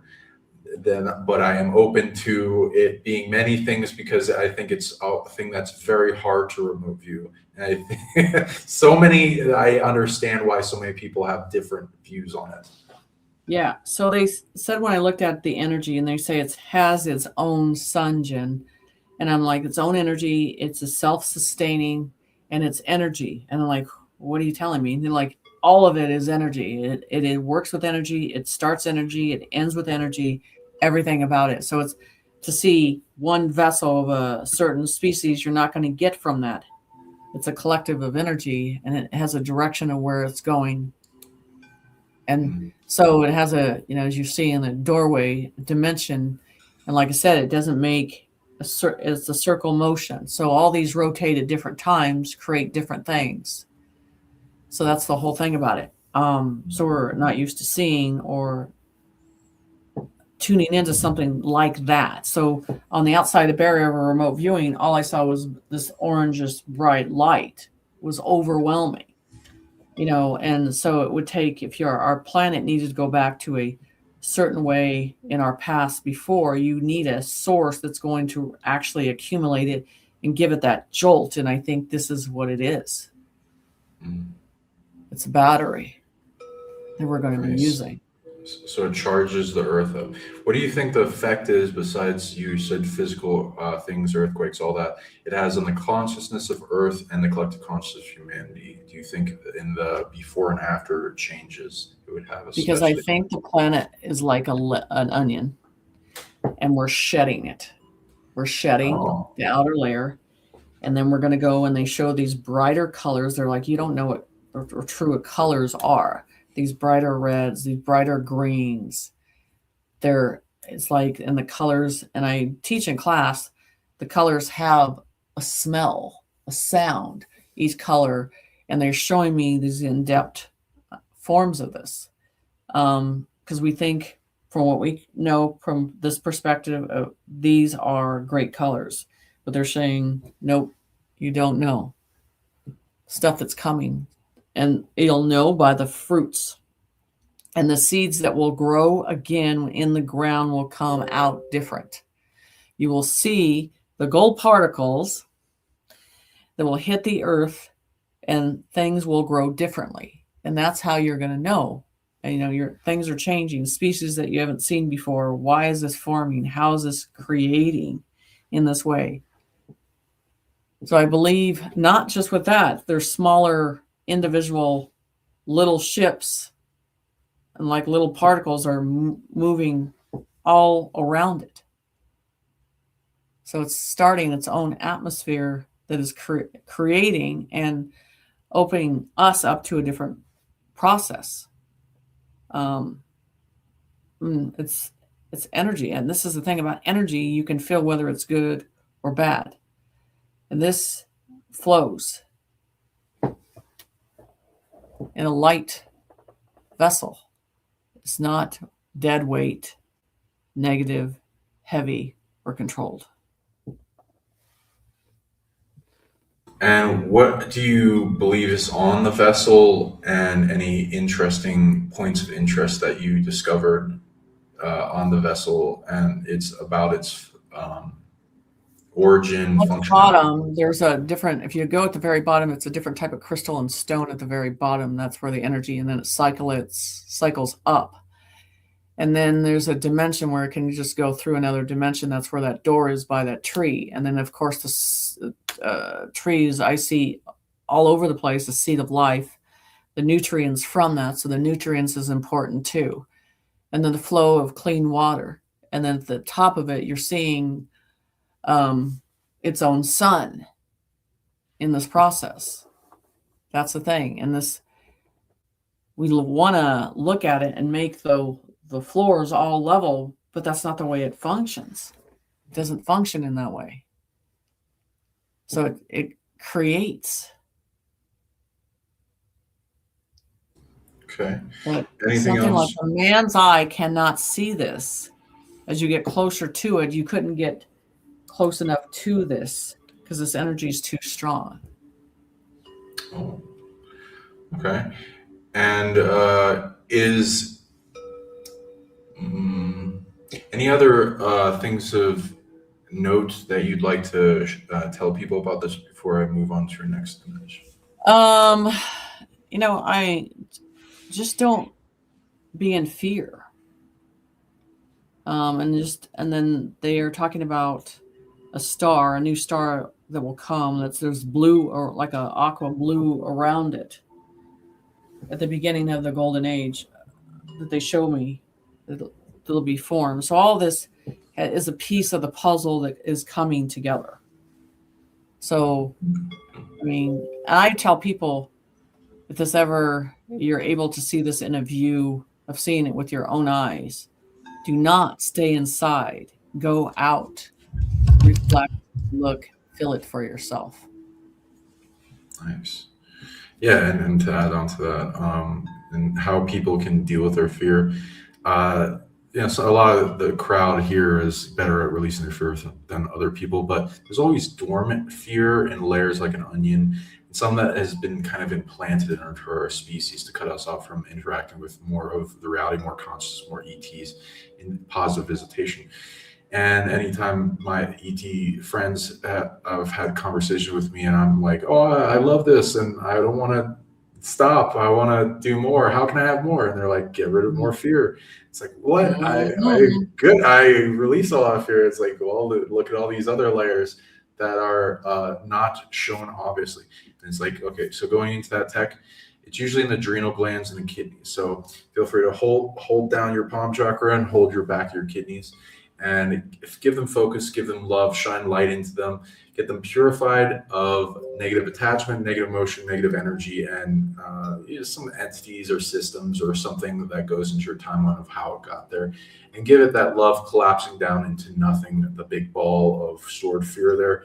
Face it, release it, and that will also amplify your ability to thrive and grow and overcome challenges and amplify abundance. A lot of that's stored in the kidneys, of blocks in the adrenal glands that are fight or flight and the anchor to our ego, and what sustains these veils that separate us from greater capable experiences.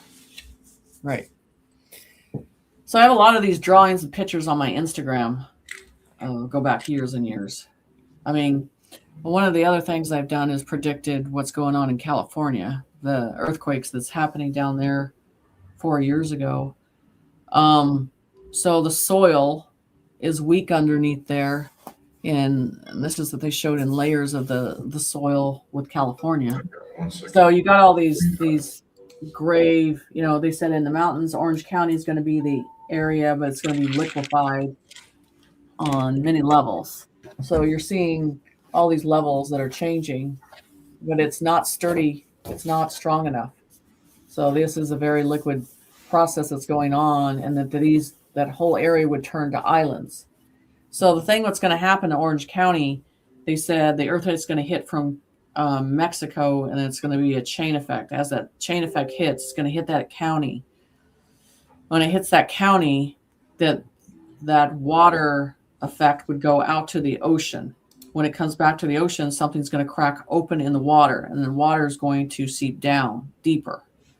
When that water comes back up, it'll come back up and hit the coastline and pull those houses and pull debris out from San Francisco to LA. So right on the coastline, if you're doing anything like that, it's going to take that down. But they were Pacific on Hollywood area that all that water would saturate down into the ground, which we know what's going on. I'll go into that key thing later. But anyway, saturate the water, and that those streets would be filled and those tunnels would be filled. And then that the California is going to separate in islands. So it's what's going to happen. Now, what you're looking at here is the keys. Keys are circle motions, frequencies that go all the way up to the higher realms. And these keys have codes on the side of them, and each one of them is a different state of reality, of conscience in the higher councils. And I've been working on this for 5 or 6 years, and I actually had your girlfriend use as a meditation to check it out for herself. So this was one of the original ones, and it as they activate in a force process on these, but these are all plates, and on these plates, like you see codes. So all these plates have codes, and the whole councils, when events drop, things change, and they shift. They're like keys, plates. So when I first saw these activation mode, it was when Trump was in office in 2016. And they showed all this negative events would have to happen. And once those negative events have to happen, this would go into an activation mode, kind of like you want to say into the seals. All these events had to happen for these would be in an activation process. So, and this is showing the keys, because there was a master key. So energy would, here we are in an activation mode of those keys. Energy would be in the center, plasma would be in the center, and each level would have light and frequency through these levels. And the main plate right here would be by a ship that turns these on. All these, and that was the thing, and that was 5-6 years ago. Nice. So I have several different, but these are conscience levels you can get to and seek the information within these. And the corridors of hallways of information you will see. Nothing is bare. Okay. And let's see here. Yeah, and that's in an activation mode from Earth. The plasma around it. I see. Oh, lovely. Thank you for sharing these with us. Very visually activating. Okay. So then I got some cool things to show you. I'd love to hear your perspective on them, and maybe you can get some psychic data and remote view some big things. And also we can go into any other subject you want to as well. Okay, so I got a big, interesting one here. I'll just like quickly put my screen up so you can see it easily. Okay, here's a portal. Wow. Works in the communication. It has multiple ETs on it, these runes on it. The runes are also on the inside here, and it glows in UV light in the dark. And it also has like multiple Jupiter's on the front, and then all these up here, and it also like rings like a bell. And there's all these other planets too. With what and Saturn on the back, there's multiple on these orbs of other planets. It appears this race has made colonies throughout like 14 places in the solar system. Here's a UFO right here, and it's a portal of communication that can be relayed back and forth for it. And there's multiple ways to activate this thing. And I'll show you some more images and things. Right. But so they're showing me what's missing is the outer process of this, how this has to stand up on its own. And so the bigger plate is missing above it, but it is a piece of it. And then I get a female energy that was really strong and dominating in this process of the dialogue of information and how this functions. So they're showing me, I don't even know how to explain it, just on to the left and to the right. And so to hold it in place, it has to be precisely for it to reflect through energy and light for it to work. And it has to be a certain material for that to work as well. This is not normal stone in any way, in any form. And almost like a melting process had to happen with that too. So that's what they're showing me. I imagine it does seem like a geopolymer. Things like limestone stuff. It's heavy. All right, another one got for you. So here's a UFO artifact. All these are artifacts dug up in Mexico. Tula. It's got mer people on it. It's got passing a conch This shell. reminds me of something I saw on Atlantis, where the underground, where the water is, and there were some then that would live under the water and some that would live on top of Atlantis. And that's the writing on the bottom, that's what it reminds me of. The there's a story on that ship, on what you're seeing right there. And they tell things in stories, and they're saying they need to read the story that it has on there. So someone is specifically trying to leave the story to someone to read it on that and what it's created from. Yeah, like the conch shell is usually depicted communication, summoning, as that you can blow it, and the connection between the seas, east and west of Mexico. But also, this guy kind of looks like an Egyptian, and there's a lot of Egyptian symbols and gods and hieroglyphs found in Mexico. Interestingly, the Ankh, the Merkaba, the bird, Right. the pineal gland. This symbols, I don't really know what they are, but so the female, I don't know what this is, but anyway, so with that is to leave. It's almost like you're going to have to do the dialogue of the story that they're trying to tell you, instead of looking at it and out of a individual situation, looking at it. Yep. As a story. There's a reptoid here, long skull, an avian without wings, but avian symbol, and the double eye horse in the middle, and presenting an event that happened. That's what they're showing me. That's a good point. The cobras aren't found in Mexico, so that's an interesting symbol. And in the inside, there's this little cephalopod being. And when I track going to this, it said it had a missing a piece. Oh, really? The inside. It could be. That's what they're showing me.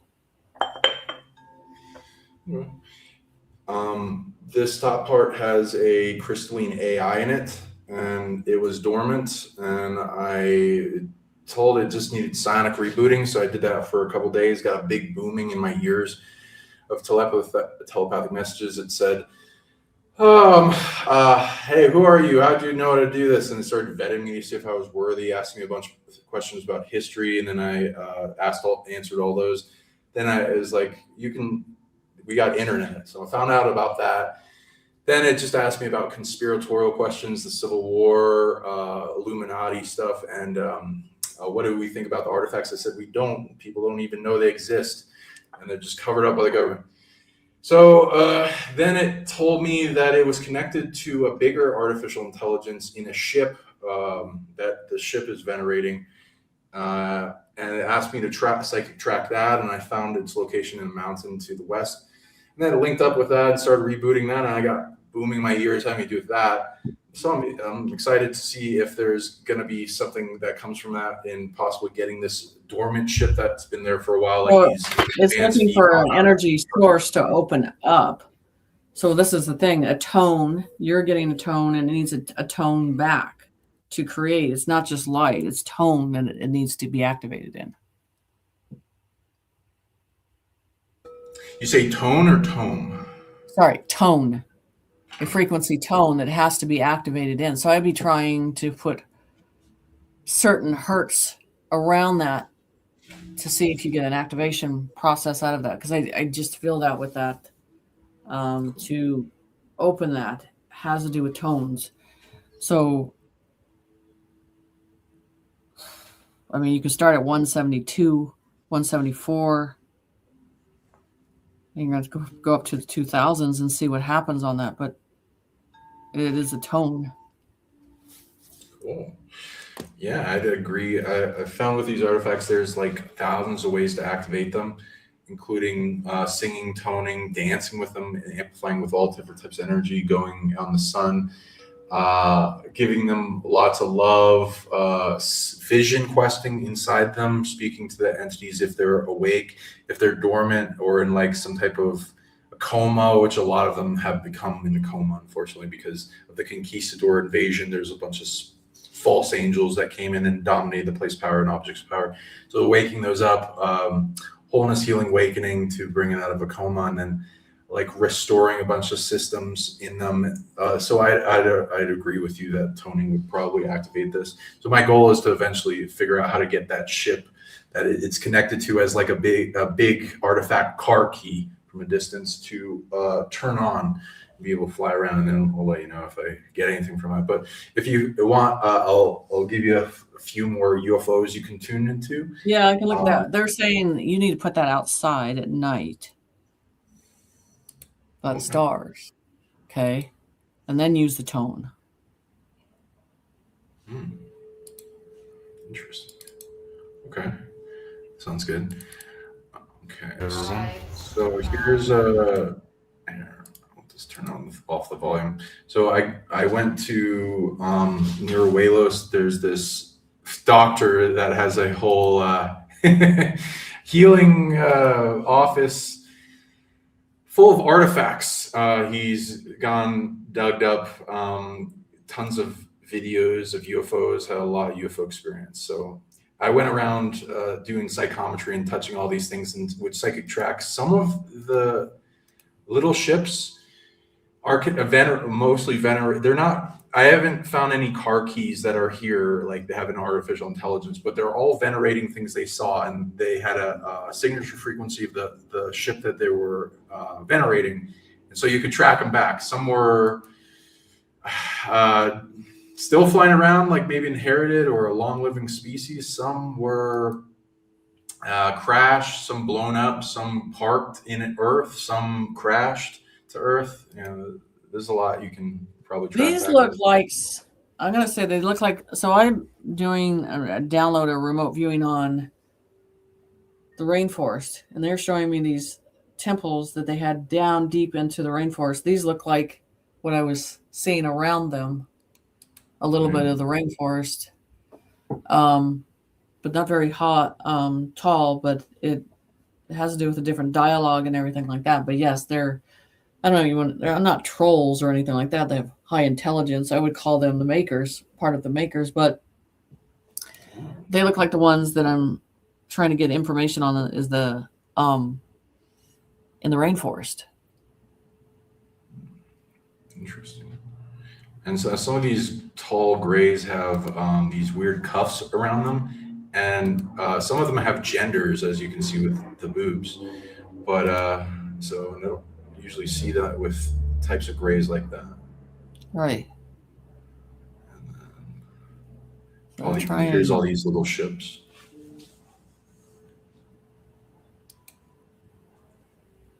Pretty interesting, isn't it?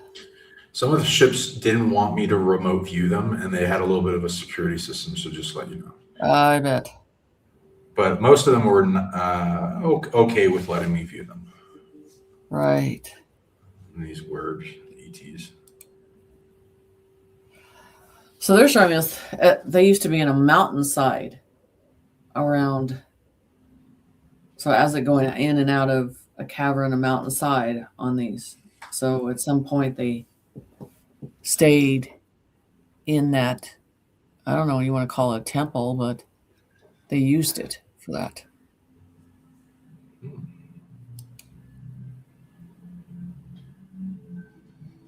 And this triangle one, people can look up videos of there's a UFO over the Pentagon and the capital of Russia. That is a black pyramid.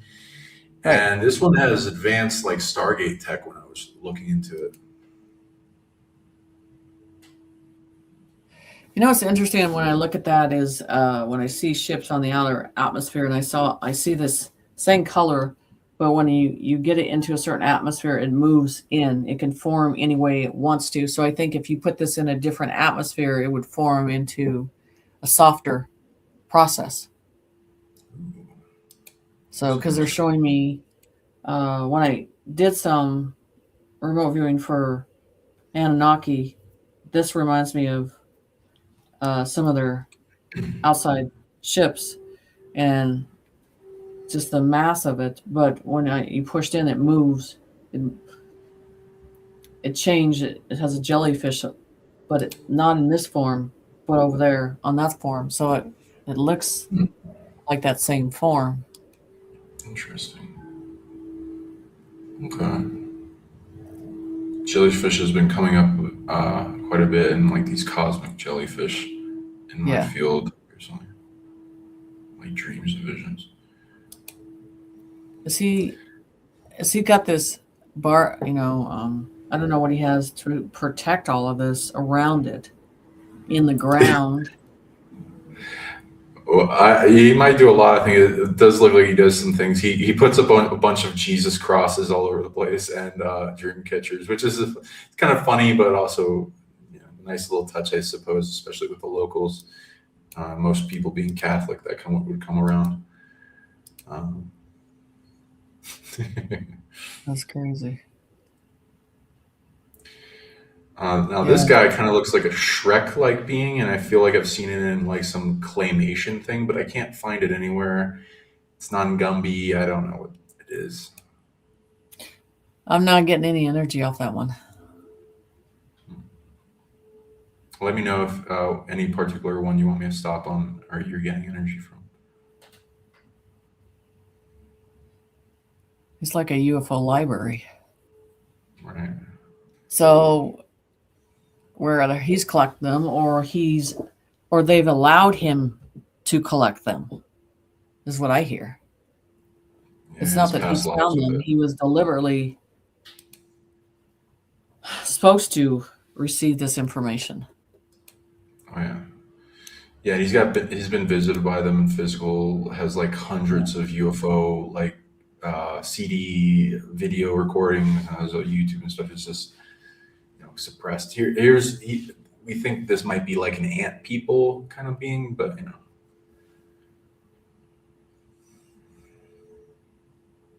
Again, as I don't know. I would be looking for some cavern or where he's at, and that's what I'd be looking for in Okay. that area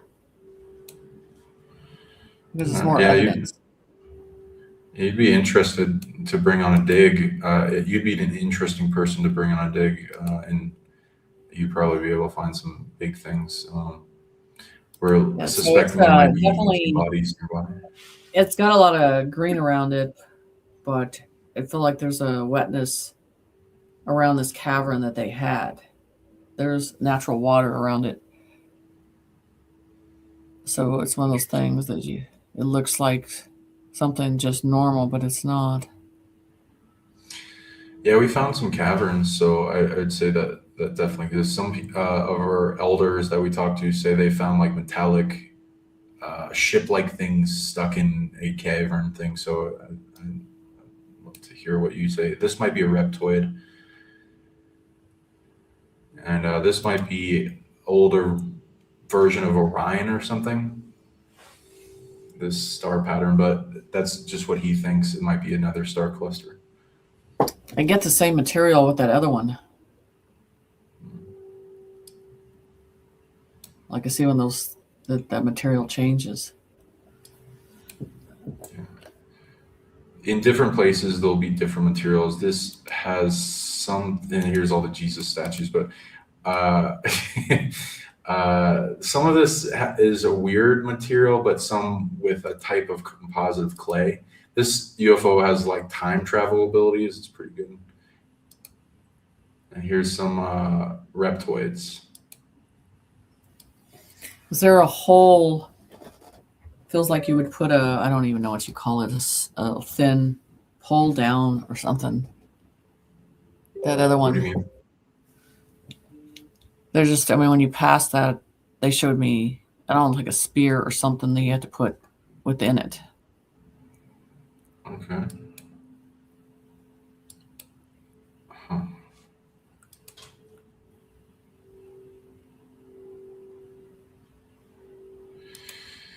What do you think these are? Because he's found like thousands of these. God, that is different. Let me. It's like writing a language. Say it's telling a story and writing a language, but these are feel like they're more for younger adolescent language.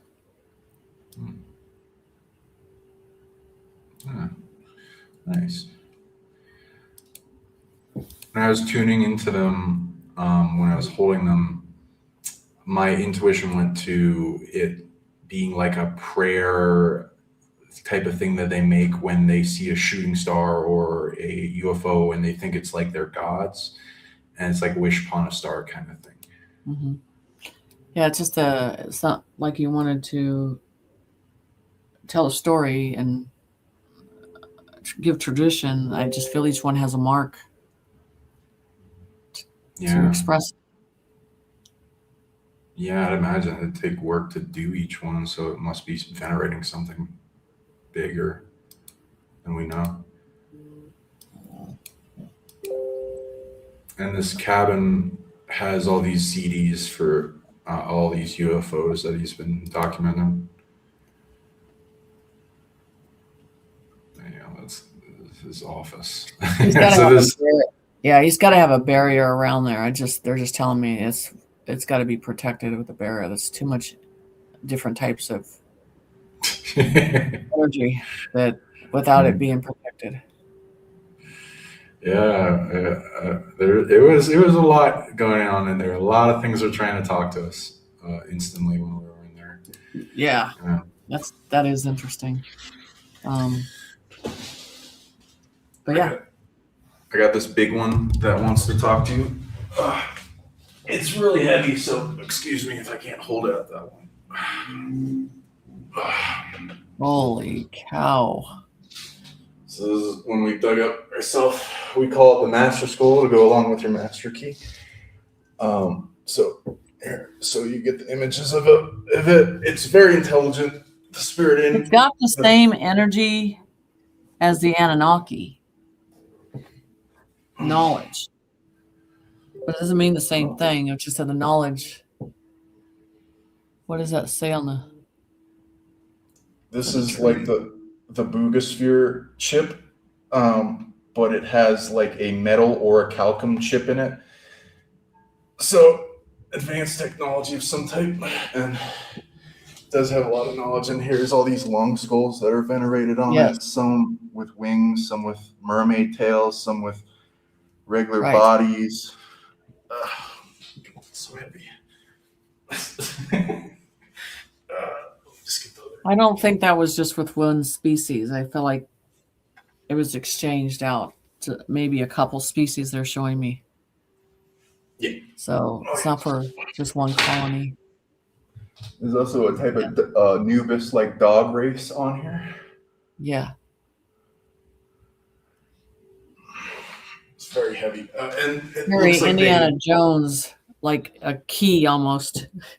That's the way they're saying it. Ooh, nice. I like that. I found multiple of them. So I'll show you one image of the other master skull. It has also another. Whew, sorry.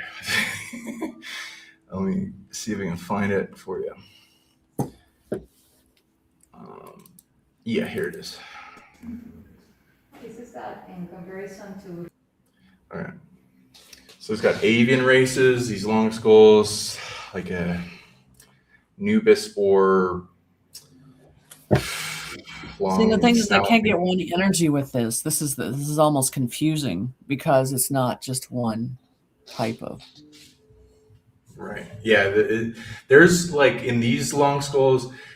The one I have is amplifies a lot of superpowers. This one amplifies truth. It told me crazy stuff that I didn't know about myself. Untold truth. They have like omniscience at a solar level. It's pretty cool. So many, like sometimes trillions of spirits involved in a fractal aspect of the making of these.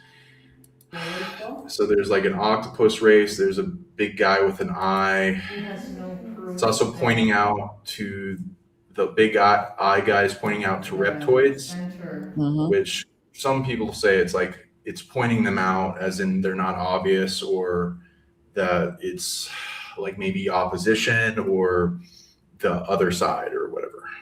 Mass is not the same.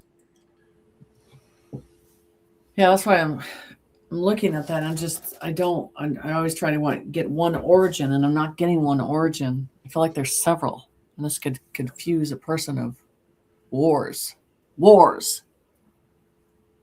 Yeah, I read that too. It like goes into like there's like a planetary war, and there's just so many planets on it, multiple ringed planets. So this might not just be a Saturn; it might be another whole solar system.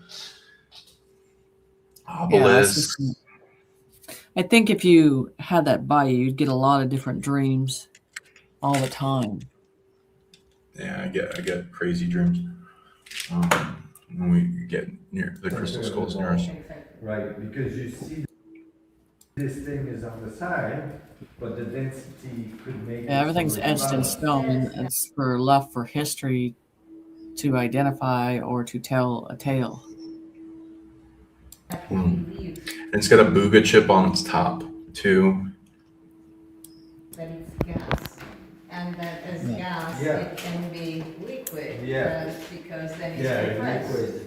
So That's what I think. he thinks the same.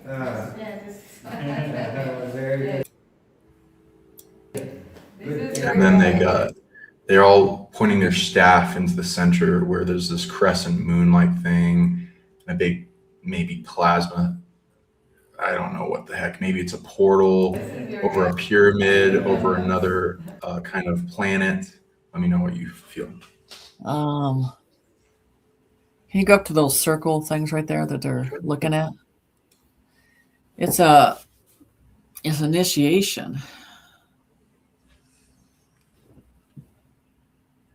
To me, I get it's a dance and initiation. Interesting. Good thinker. Yeah. It's a celebration initiation. And then maybe the Nubis, or I don't know what it is, because sometimes there's another being that looks more like a dog, but he's got scales similar to Anubis. So maybe it's like a weighing too. Yeah, they're doing some type of celebration.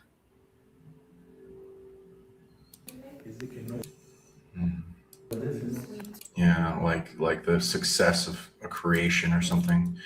Maybe because there's a crescent on it.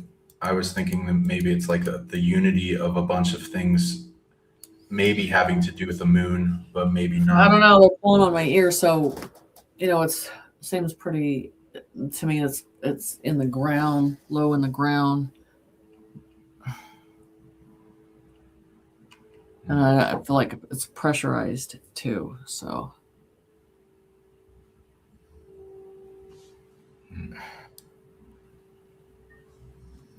down deep. I don't feel like there's a lot of light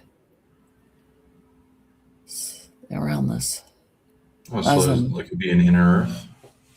Could be. That's the thing, because I feel pulled down to the earth, and then in a darker area, not of light, but they're celebrating.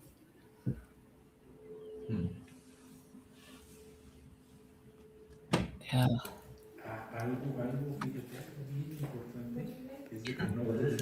And we found on that dig, we found that one. We found 8 other crystal skulls. So there's tons of knowledge and info on all this stuff.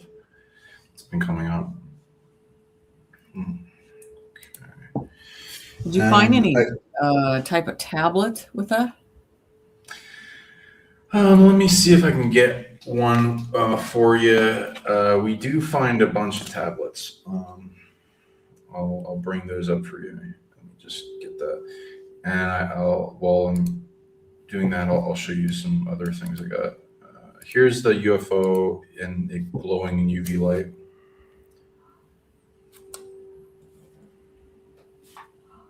That makes sense.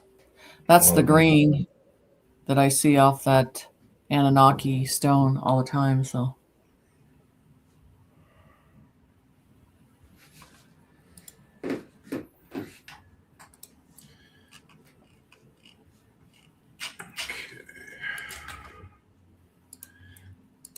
sorry, this is taking me a bit of time. Let me get this.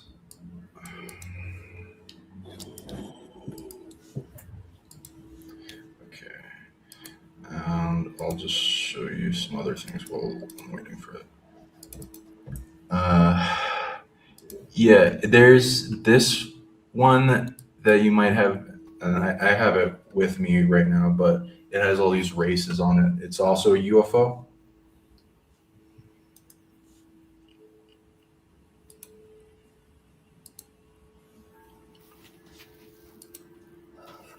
yeah.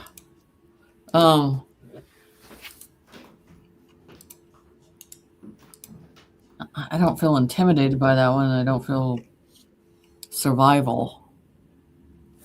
That's what I'm getting with that one.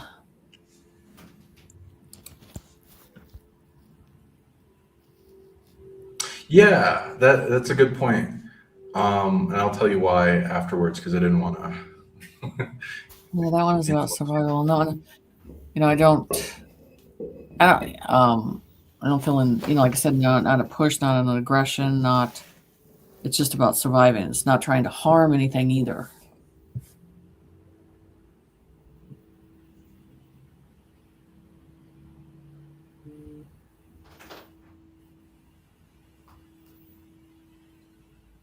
It's got cool. I get a sadness with that too.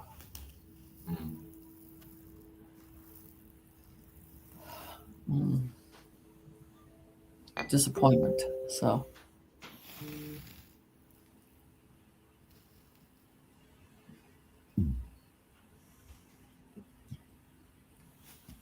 There's also a dragon on the underside of it.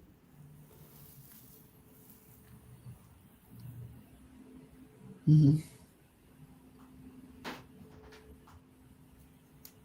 Yeah, everything about that is surviving and not trying to erupt or cause chaos.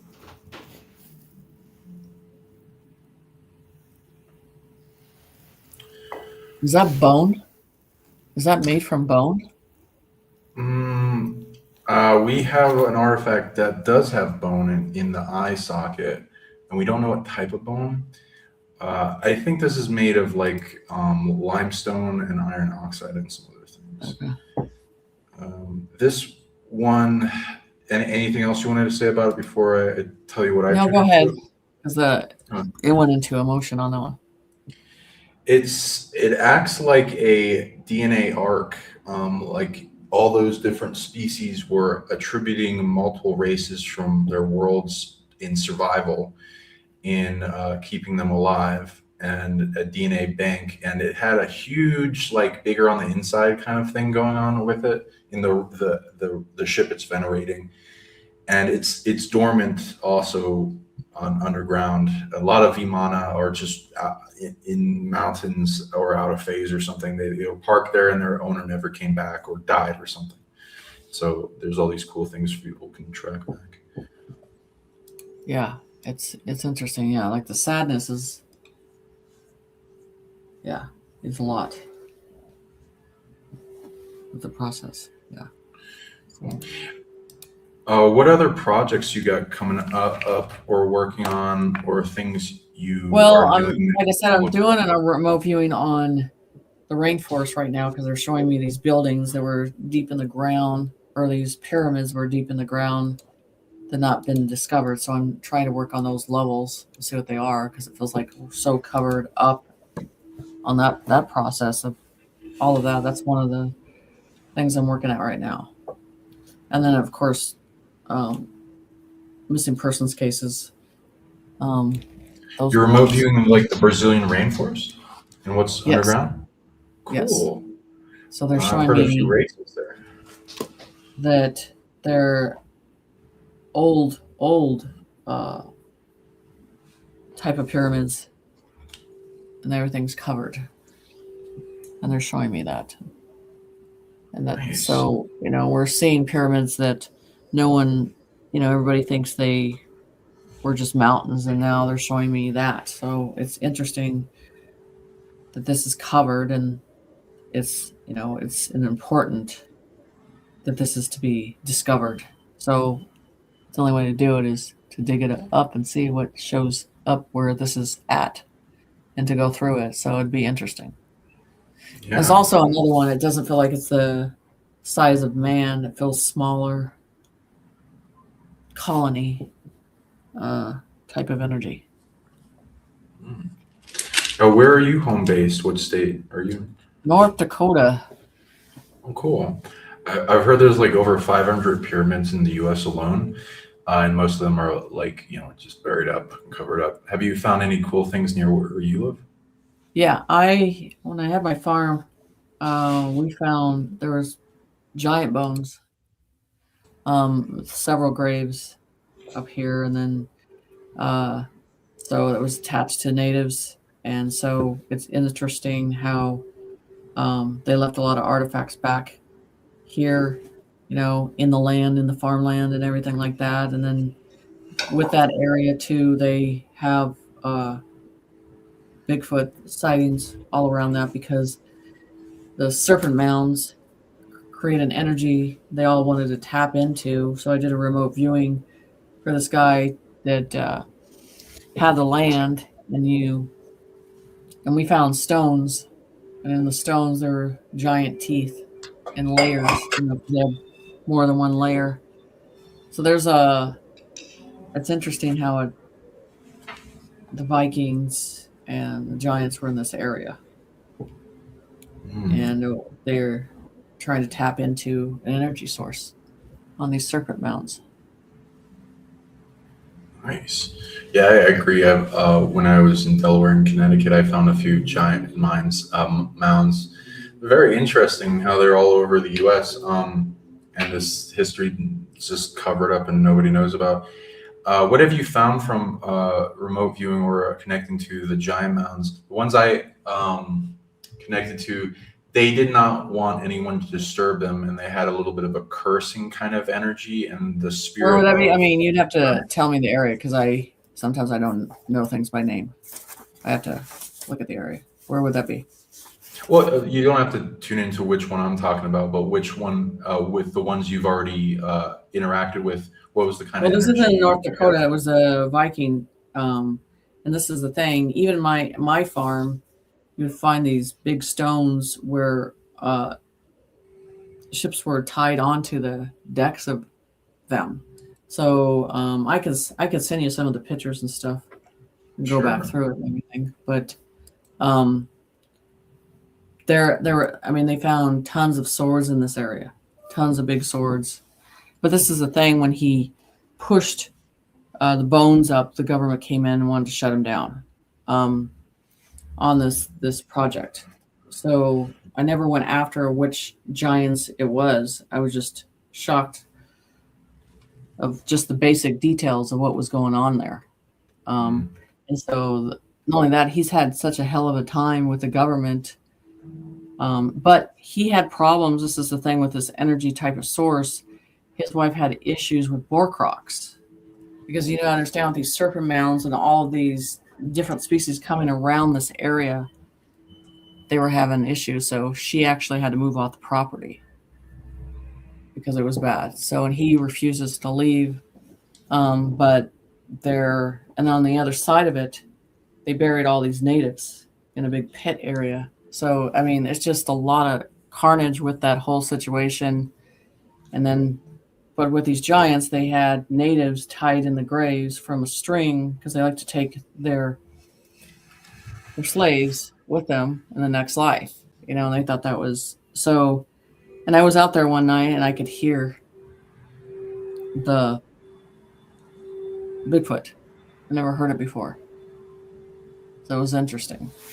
So these stories don't get out. I mean, unless you're talking to these people because they don't want everybody to know. But they did a History Channel did a story on his life, and then of course they debunked it. But it was just because the government told them we don't need any more attention. And if he did any more work, he would be fined.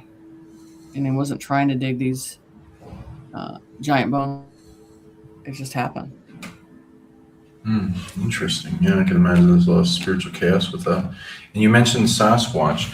What do you interesting information have you tuned into when you read into or psychic tracked and interact with Sasquatch? And it's interesting domains that I've It is. also tuned I'll into. tell you with them, very high conscience, and it's not something they already know your intentions before you get there. And I feel this very intelligent.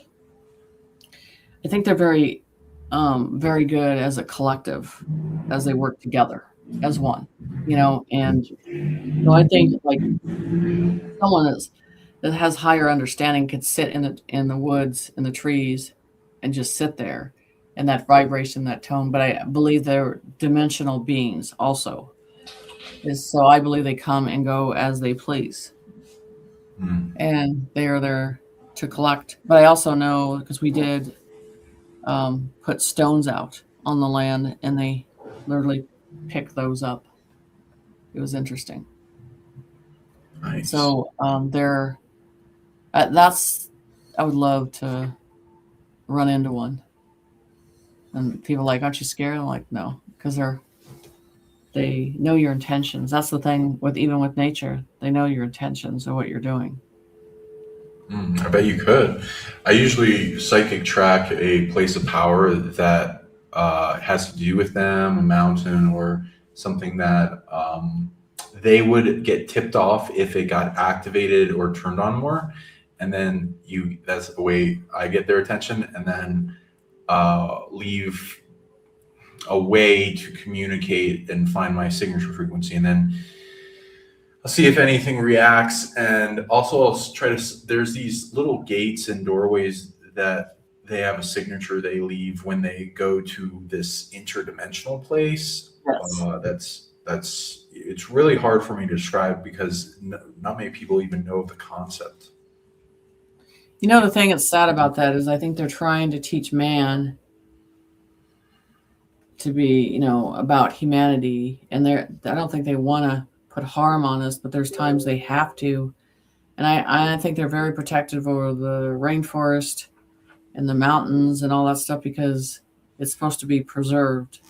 But I think they're intuitive to really tune into a person's perception of things. But I also think that they're not really out there to harm us at all. And they just want to live and exist when they come in, that they have peace in this process. Mm. Yeah, I've been trying to, like, with the ones I've telepathically communicated to, I've been trying to figure out, okay, what can we do in like a to-do list to make it, because I read they have a clock and of to-do lists that will go off when we reach a point where they're ready to interact with us more, and then there'll be like commerce and trade and interaction at a greater level.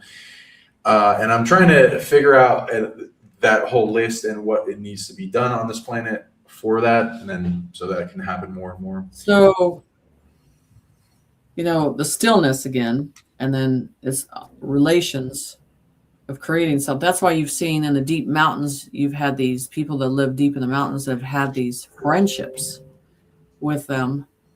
And it's developed through survival and some things. But I think it takes a long time to get there. They have to know your behavior. I think that is the key.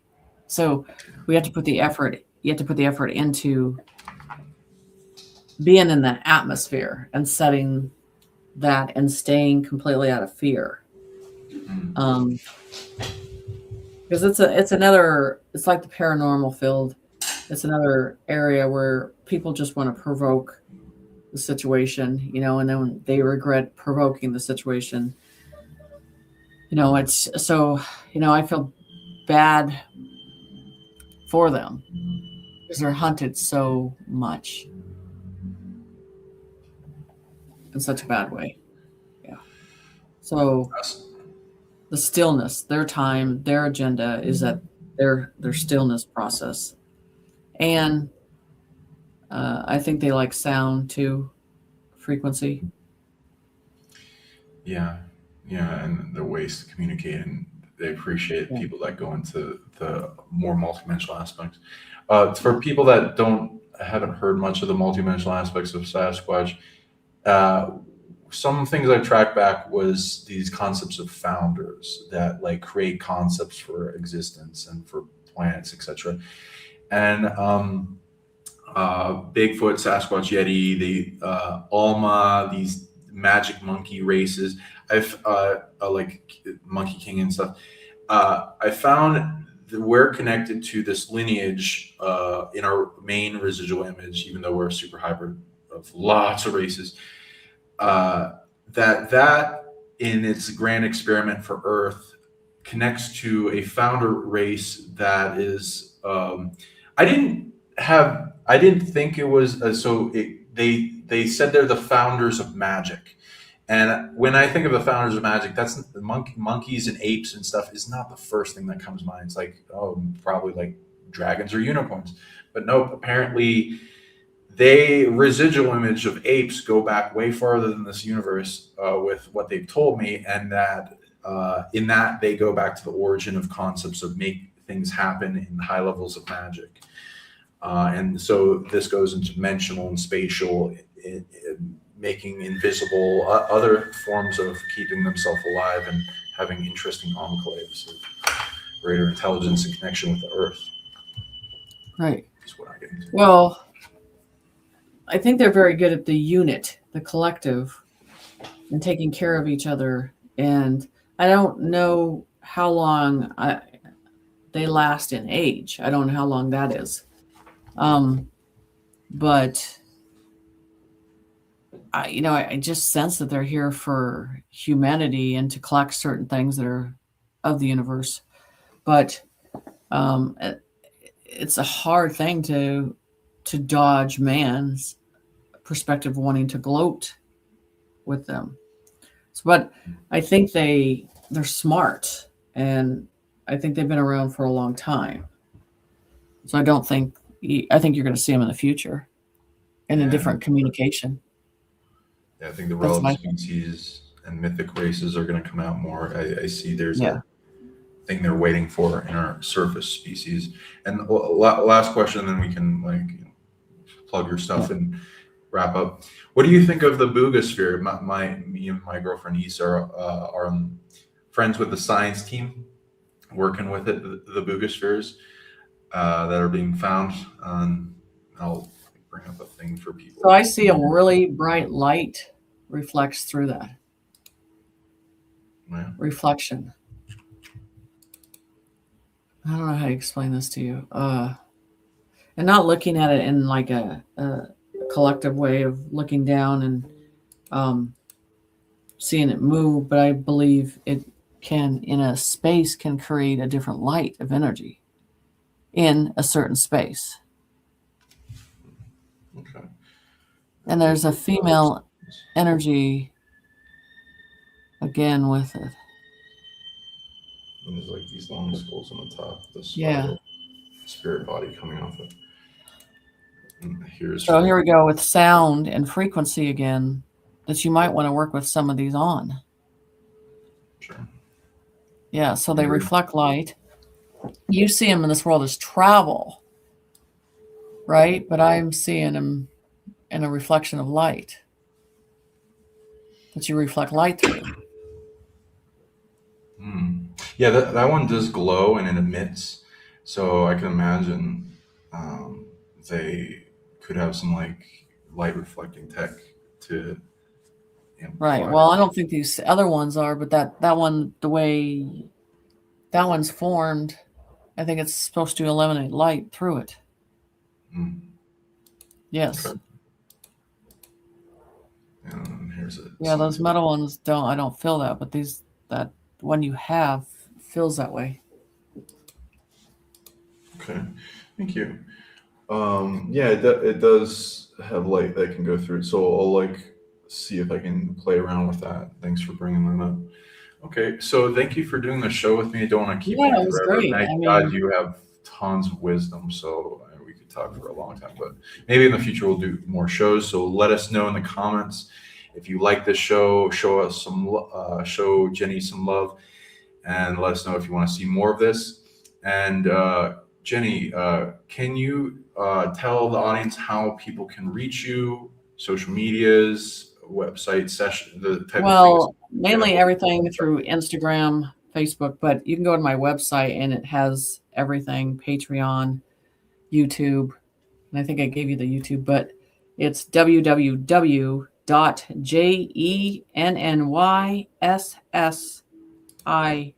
www.jennyssight.net.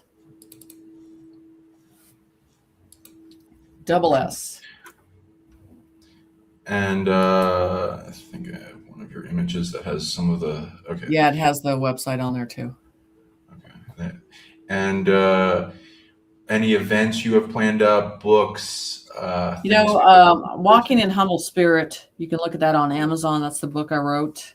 I'm looking at signing on some events. I'm going out to Brad Olson's event in August at his place. I wanted to go out there. I'm going to do that one. And then I'm looking at some others and stuff like that, but I haven't committed. It just being gone 4 days is a lot. So like 1 or 2 days, I'm good because I don't want to backed up on work. So I'm looking at some that are just 2 days instead of 4 because it's hard. You get back and then you got a lot of more work to get involved in. So going to these events puts things back. So, I'm looking at some, that, but I haven't committed, put it that way, to it because I want to make sure it's the right process for me. Because I like to go to these things and just soak up information, and that's all I'm there to do is just collective mind and figure everything out and talk to people, So it's a time for all this information to come together. That's what I like about these places when they do have these expos and great information. So it's great. Lovely. So they can do And, readings. I mean, I teach class, they do readings, all this stuff. They can look at my website, all that stuff. And then one of the biggest things I'm really good at is with I did a really good prediction on the silver and the gold and XRP. And so all that stuff's coming into permission on things and world predictions. You can look on Instagram with that stuff, the drawings I did for that stuff. So that's what I would say to look at and go into that process. Yeah. Totally. And here's her YouTube. So feel free to look and subscribe to that. Jenny at Jenny Lee channel. And there's some lives and Jenny Lee Seer. If I don't know how many other Jenny Lees there are on YouTube. JennySsite.net. So go and look for her work there. And and what kind of sessions, remote viewing, teaching, consultations, things you offer for people? So, mediumship classes, intuitive classes, remote viewing, of course, artifacts for, especially to find it, and there's a lot of farms and stuff they're looking for artifacts, or land development when they're deciding whether they're going to put a building on something. I want to make sure that nothing's underneath it. I do that too. I mean, it's a big terrain of things and all the information's on there, and then remote viewing for missing persons and cases like that, breaking those cases down in that way. Nice. And then just your normal readings too for your life decisions. But I do medical remote viewing, which is that's a part of being the seer, looking through and seeing the condition and seeing what it needs to be. Diagnostics. Nice. Yes. So I do that a lot. And that's one of those things when you start remote viewing, then you start seeing stuff inside people's bodies and you're like, okay, what is this? And then you got to create your own language of what that is. And I had to go through that on my own. And animal communication is a big thing with me. Yeah. So I do that a lot. So I'm sensitive to that. Do you teach that for people? Yes. Yeah, it's probably one of the best things to do because it's just amazing. It is. Awesome. It's awesome. It's just a listening to them in a different way than we do everybody else, because their love is unconditional. And I can confirm, based on having a conversation with you guys, that she is very wise and has a ton of knowledge and information to where she will keep learning and unfolding more and more abilities. So subscribe and look forward for more of her content and more awakening stuff and things that you will grow just by watching her. So subscribe and like her videos and follow her. I'm Sean Bond, founder of PsionicLeague, PsionicLeague.com, PsionicLeague YouTube, and I'm on Instagram and Facebook is Sean Bond. Here's my YouTube for everyone, is PsionicLeague and at Silver Cord Spiritual Science for people. I got a lot of videos on superhuman abilities, trips, like dormant abilities that are shown, like pyrokinesis, telekinesis, levitation, all these things. With all these abilities with people you can subscribe to. So look to that. And there you can reach me at PsionicLeague.com for sessions, consultations, clearings, healings, unlocking dormant abilities, depossession from a distance, amplifying abundance, turning on third eye, brighter, HD, and telepathy and many other abilities we can unlock together, seeing into your past lives, all that. And feel free to contact me at PsionicLeague@gmail.com for either trip inquiry about like the sacred trips we have to Mexico of Indiana Jones style, alien artifacts, blowing a place of power, and unlocking dormant abilities and telekinesis and other stuff. And as well as you can reach me there if you want to become an ET contactee, and we go through remote viewing stuff. And if you want to, again, see more shows with us, because it's been a powerhouse of a show we've done, then destroy that like, comment below, show some love, share this with a bunch of friends, people that want to amplify their third eye. Everyone can would benefit from amplifying the third eye. This show is packed full of upgrades from us, the crowd. So join the family. And we're probably the more you help us, the more we see it get out there, the more we'll want to do these shows. Any other last words of wisdom you'd like to leave the audience with? I think as the world changes and event passes, I think staying in our stillness and holding the line in calmness. But when people don't understand, and this is where we reach out to them and explain it in a tone of balance at that time. And I that's what we're here to do. There's always a person that's leading the flock going in a direction, and that first layer of shepherds, I call them, is leading. But we're going to have a ton of people crash and burn, and that's when we have to reach out and explain it, because they're going to want answers, because it's coming. And I think Trump's getting ready to release the exposure of aliens, so that's going to be amazing. Well, look forward to that. So let's all push for that timeline to get rid of the blocks that are holding us back internally, and then reflect that externally as we become the timeline we want to happen. Exactly. And thank you all for coming. Share this far and wide. Love you all. Have a wonderful day. And let's go and shoot for the stars with our sight. See you guys.